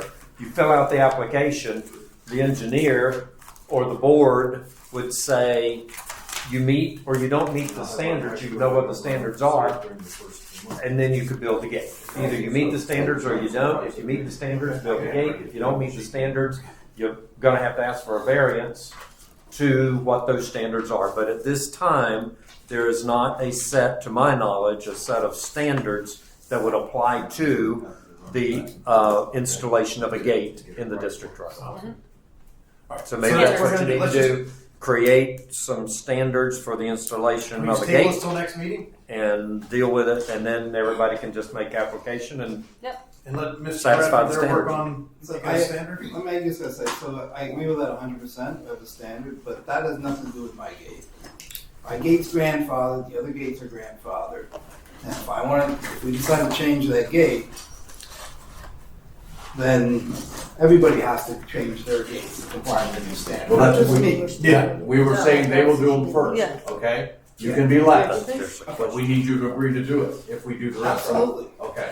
I'm not, I bought the property last year, I'm not attached to that gate, there's just. And if you want us to put up a forestry gate like the other ones, That's fine too. we I can don't do even- that. I don't even care if it's locked, people aren't gonna. Well, that's the other thing is those were permitted through the district. The district went down and got the permits for those. Mhm. So those are district gates. I talked about that one time before. Well, where his is located, it can actually be set back a little bit to where it's in right on the property line, and it could be the district gate. Okay. You'll make the standard, make sure it's all right, legit for next meeting. Right. So there's a motion to Can continue. I add Motion to continue. one nuance, can maybe suggest some signage for what, so who's allowed on that path, through the gate, through the gates. Will that be part of that standard? That'll all be part of it. That should That could be, yes. Yeah, We'll do that. that's that one right there. Okay. I Put feel like it this Chester is Street weird. bicycle. Well, they're not gonna. You want to wait till next meeting? Not really. It's the third meeting I've heard about this gate, but that's what I had sent to the board on that thing. I got 31 pictures that you guys can see too of vehicle traffic that's going up and down that road. So you can't sit there and say that there's only people that I see are them go by my house. going down, you know? Like But I don't think that's what we're arguing. The point Yeah. all we're just trying to do is establish a conformity, Right. so that And it that's- stays that way. Right, and that's what I was Because trying it's to just do. also just wild, wild west. Do what you want to do. That's what I was trying to do with this letter here, based on last month's discussion, to make it. So this is like every time I start to do a project, it's like I get pushed back like month after month after I month. saw your signs. I don't want it. I don't want it to be like another year and a half before I get approved for the gate. You know what I'm saying? We gotta keep moving ahead here, guys. How about done here tonight? So So this is the plans that we're using permitting. Right. Happy on it. Right next to mine. That's I'll do, well, these are the design plans that show. So- Guys, we could, please, Thank please, you. let's get through this. Thank you. So, Mr. Chairman, Still talking. we're almost done. Mr. Chairman, Mr. Gallagher, you're down to the item related to Brad Gallagher request Yes. for gate installation. Mr. Gallagher has submitted a gate request form based on the earlier discussions about continuing the discussion about gate installation so that you can discuss a standard, a set of standards for gate installations. I would suggest that you continue this item. You can accept the request from Mr. Gallagher and then create a set of standards, but you could continue it tonight. So move. Brad, if it's okay with you, I'll work with you this month on that, okay? Thank you, sir. Appreciate it. I want to work with the district too. Oh, yeah, we, no. One second, I'll second it. That's I've already been moving those FPL poles. Do you have the? We need some. Me too. So this is No, we They said did it first come, first This served. is though. We a didn't part talk of to it. them. He did say that. Yeah. All right, now we're back down to the Morrison case. Yes, under his But they tabled agenda it? item. They tabled it, but he submitted his application, his gate request form. Yes, Made ma'am. up one. Yes, ma'am. He submitted that. The board continued the item, and we'll go from there.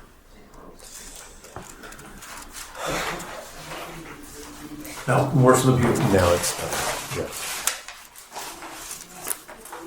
I think we know your point. Jim?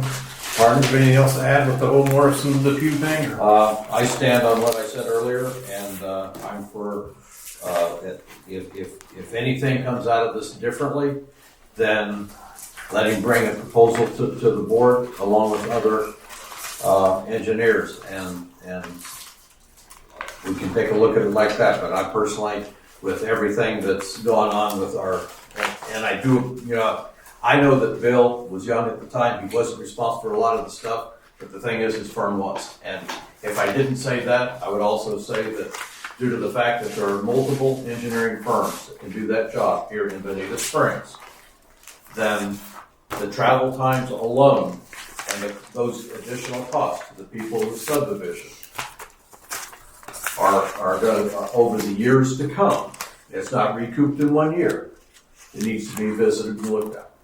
Now, I gotta tell you, the same with the culvert pipes, that to me, when I get a check put on the table that I gotta sign that our taxpayers had to pay for, that had I not looked, everybody would have been signing that check tonight. I know your signature was already on it, and that's why I brought it up, that I think that all checks should come before the board, and the board should have to approve them as a group before they actually get sent off. And so that way you're seeing them here on the table, and the board members should take the time to read them, not just find out where you sign them at and sign them. And that's why they're presented to you before the meeting. That's fine. But I'm missing two bills. They're right here. Can you pass them down to me? When Ben's ready to put them down to you. What's your thoughts, Jennifer? I'll be voiding these checks. Just like I said before, I just, being new to the board and then the dynamics of like the transition, giving an opportunity, but then also having that transition period. I think Mr. Pringle gave us the warning of like there's things in process that I think there should be like a 30-day. And could we, if we do that, would you be willing to come back next meeting and talk it over with a different proposal, or what you could change? I've indicated and earnestly would offer to see if there is a way that I can't repair myself and my firm with this board. I want to assure all of you that I take this very seriously. I am, as I mentioned to the group, the crowd that was sitting here earlier that I was speaking with, there's a pretty broad range of emotions that I am currently experiencing. Shame is probably at the top of the list. This is not something that I have ever had to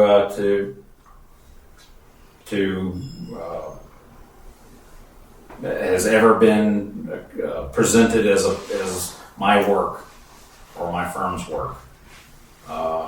It is something that if the board will see fit to allowing us to right the wrong, would appreciate the opportunity to do it, but if that's not in the board's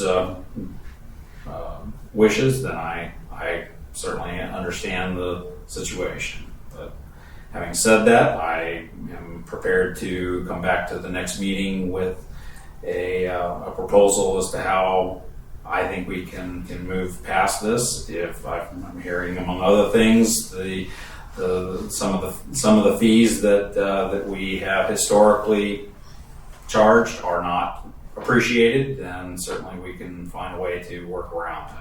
And I don't think it's an issue of appreciation; it's an issue of being, confronted that a job wasn't done. Well, that's a whole other. So that then makes that trust issue. And I recognize that, and I also recognize that if allowed, I have a big hill to climb. That may or may not be something that is achievable, but I have never accepted failure. It's not something that, if anybody who knows me knows, that I take lightly. It's not something that happens very often in things that I am responsible for. This was at a minimum an oversight. At most, it was some inexperienced people who were not properly supervised by me, and I can't excuse it. I can only say that I will do what I can do to fix it and make it right by the board. My proposal would be that we allow Bill the opportunity to come back and talk to us about what he might do to improve upon it. During the same period of time, I would like to know what the competition here in Benita offers. That's what I said. So therefore, in your healing process, it may not be doable, but competition is always good. And I think as this board here, I think to do the people justice that we represent, we need to now have people come and offer their services and see where we're at on a competitive level. Are you, just to clarify so that I understand how this is going to be evaluated, are you saying that this is a cost consideration? I'm saying how do you plan to evaluate this? You know, Bill, what I would like to know when you're working for us as a board member. Yes, sir. I don't see the need to have, number one, you come sit at our meetings every month. Okay. I think that we could zero you in for an hour on the television set. Well, now we've just cut down the distance you have to travel. We're going to let you get home earlier. And we, just like you have done before, you put us, put things up on the screen. We can do the same thing if we choose to retain your services. Okay. If we go with another company, we're probably, as far as I'm concerned, going to say the same thing. Okay, so that therefore you would present your monthly report as you would. I would like to be. I don't care about all of those analysis scales that you put up there, and I think that the people out here. I don't know. I can speak for me. I was bored. The guy last month bored me. You just followed his suit, okay? And I don't think that helped him. At least for me. And look, I was not going for the entertainment. Clearly, I was not going for the entertainment value in that presentation. My purpose in presenting the material was that there were representations made about the performance of the water management system that I felt like needed to be clarified, just to try to. I know what you were. I wrote that from my point. I know what you were trying to do, but because number one, I don't understand all of that. But what I really want to do is I just want to get plain talk. In the fire department, we used to use 10 signals all the time for everything. We got to a plain talk system where we can talk to one another. Okay. And then now the general public can understand what we say instead of the codes that we used to use. And sometimes when you talk that way.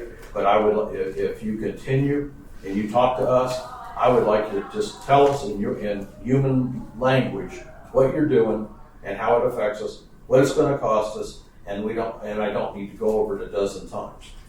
Fair enough. And I'm looking at our ditches and our swales out here, and if you saw in the pictures how much dirt's built up in them, and if we wonder why we've got flooding problems when we may not have had flooding problems, that just adds to it.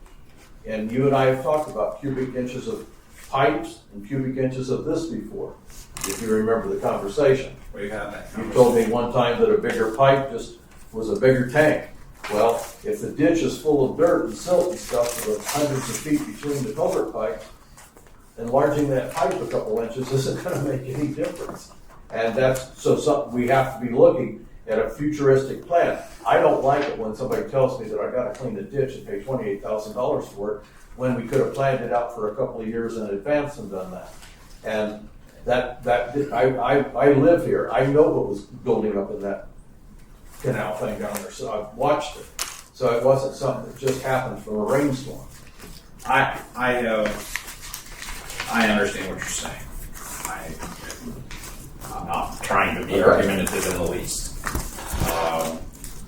And I will tell you that I have spent the better part of my career working in St. Carlos Estates. I've been an engineer for 25 years, 22 of which have been spent working in St. Carlos Estates. I don't own property here, and I won't pretend to represent that level of care, but I will tell you that I personally have a lot of myself invested in this project, in this place. And it's something that I care about. And I am, to say that I am concerned about the images that were presented this evening is a gross understatement. Thank you. I put a lot of work into that. Well, it's not something that I don't know how to respond to it. That's okay. We don't need to anymore. It's done. It's up to that part's done. And I'm just saying, for the future, we need to look at what you can offer us and what you want to do. Put a presentation together that you think will work to keep us working together. I think at the same time, we should also get some competitive bidding going so that we know that what you're doing is in line with other people. Even, it doesn't mean we got to take the cheapest bid ever. It just means that this board ought to have an idea what it costs for your services from other people like you. Is that okay?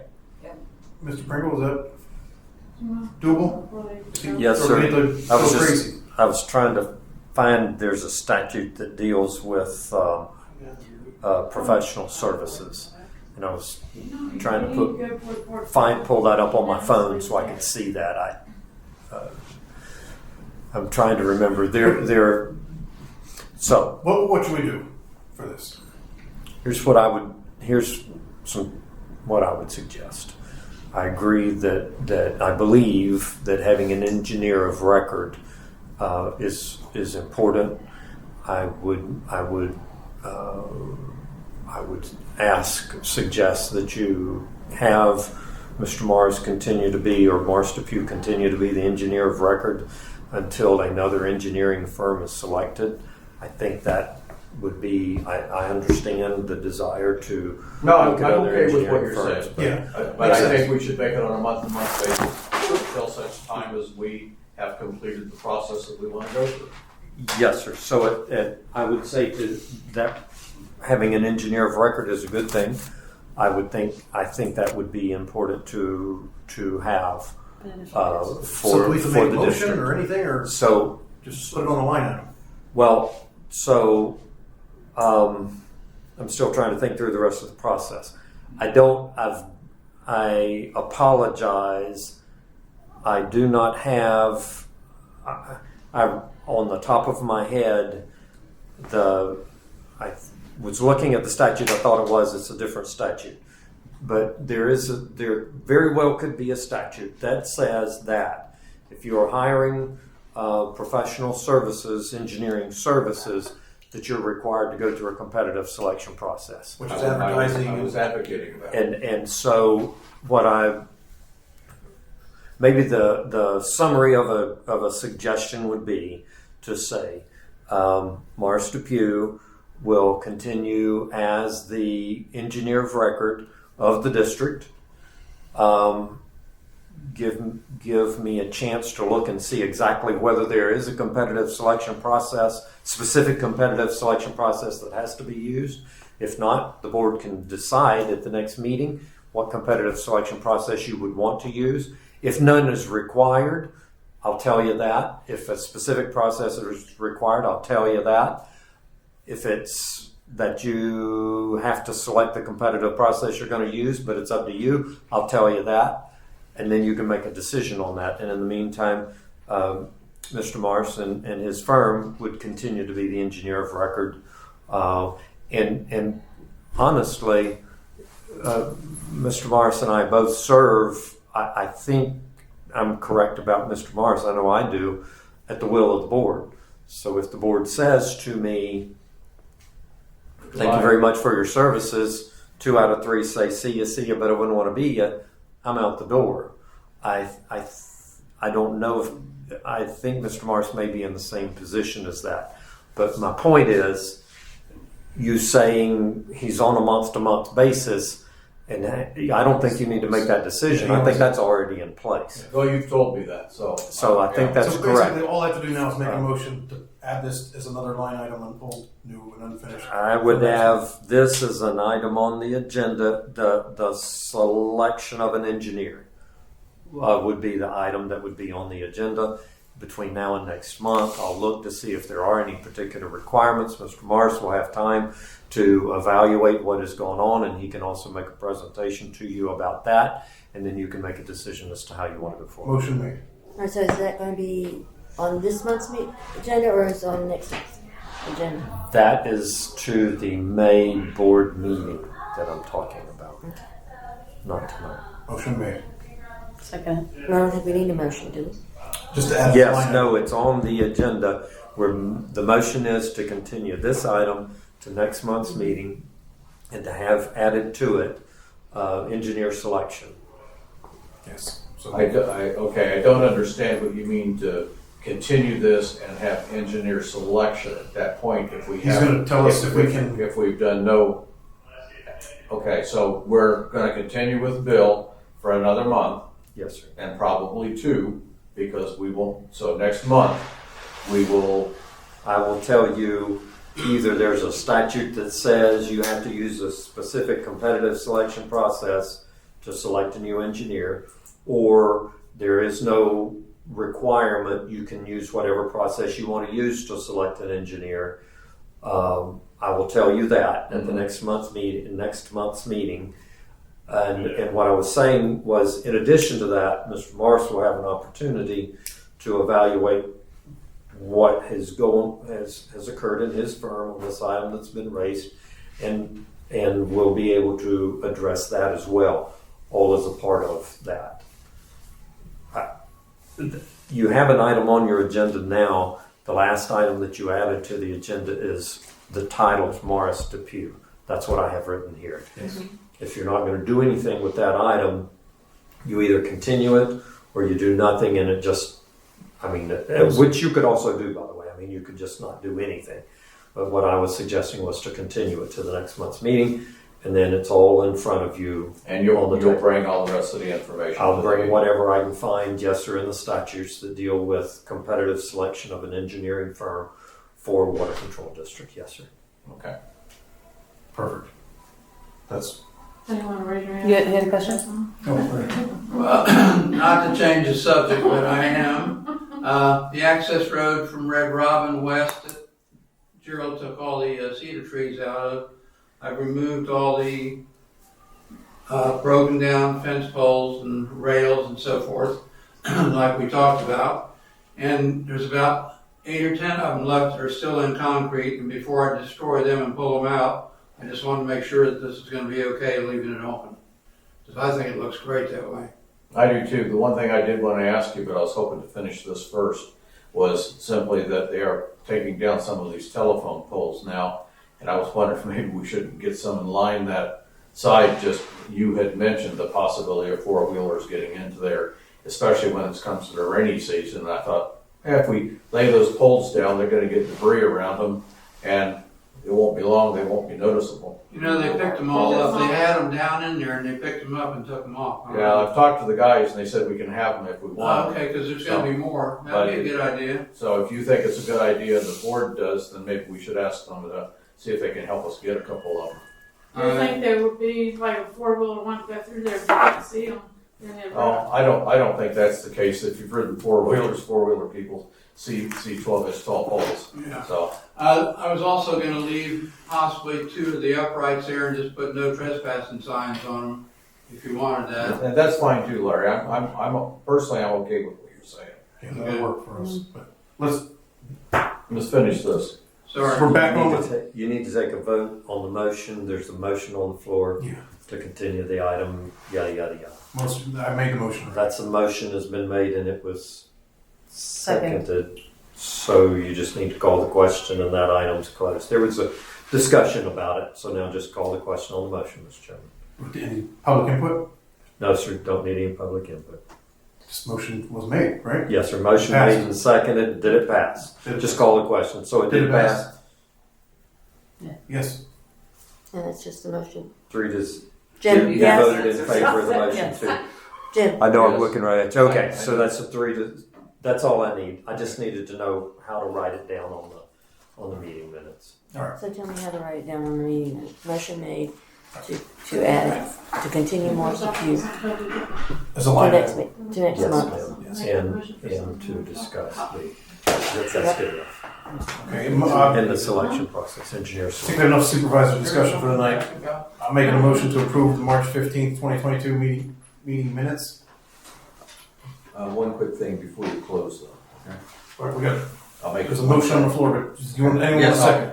Yes. Third. Okay, and approve the March 2022 bank statements, March 2022 financial reports, and April bills. Yes. Third? Wait a minute. Would you do that? What about the Superman bill? We voided them. They're They were voided. They're voided. Oh, okay. And, right, go ahead, before we adjourn. No, it just has to do with Larry so that we can, so Yeah, that, no, so it doesn't need a governmental decision of any kind except for us agreeing to let Larry make some decisions based on that on his own if he wants. But so whether we go with the polls, whether we just put up some signs, it's okay with me. that's awesome, Ray. Mr. Pringle. Just make the motion. Okay, so we have to have a Okay, motion to okay. add it to the. Wait a minute. Somebody- You did something wrong. Hang- My one concern, the concern that I have is, well, I have two concerns. The first concern is if we're talking about laying poles down in the middle of our swale ditches or our right of way, We weren't. I wasn't sure. No, it's on the edge of the road where our fence was that we took down. Okay. A So split that's rail it. fence. My concern was related to liability. I don't know if there is any that might arise. Remember what I said earlier? Okay. If we do something, if the district does something, then it could be.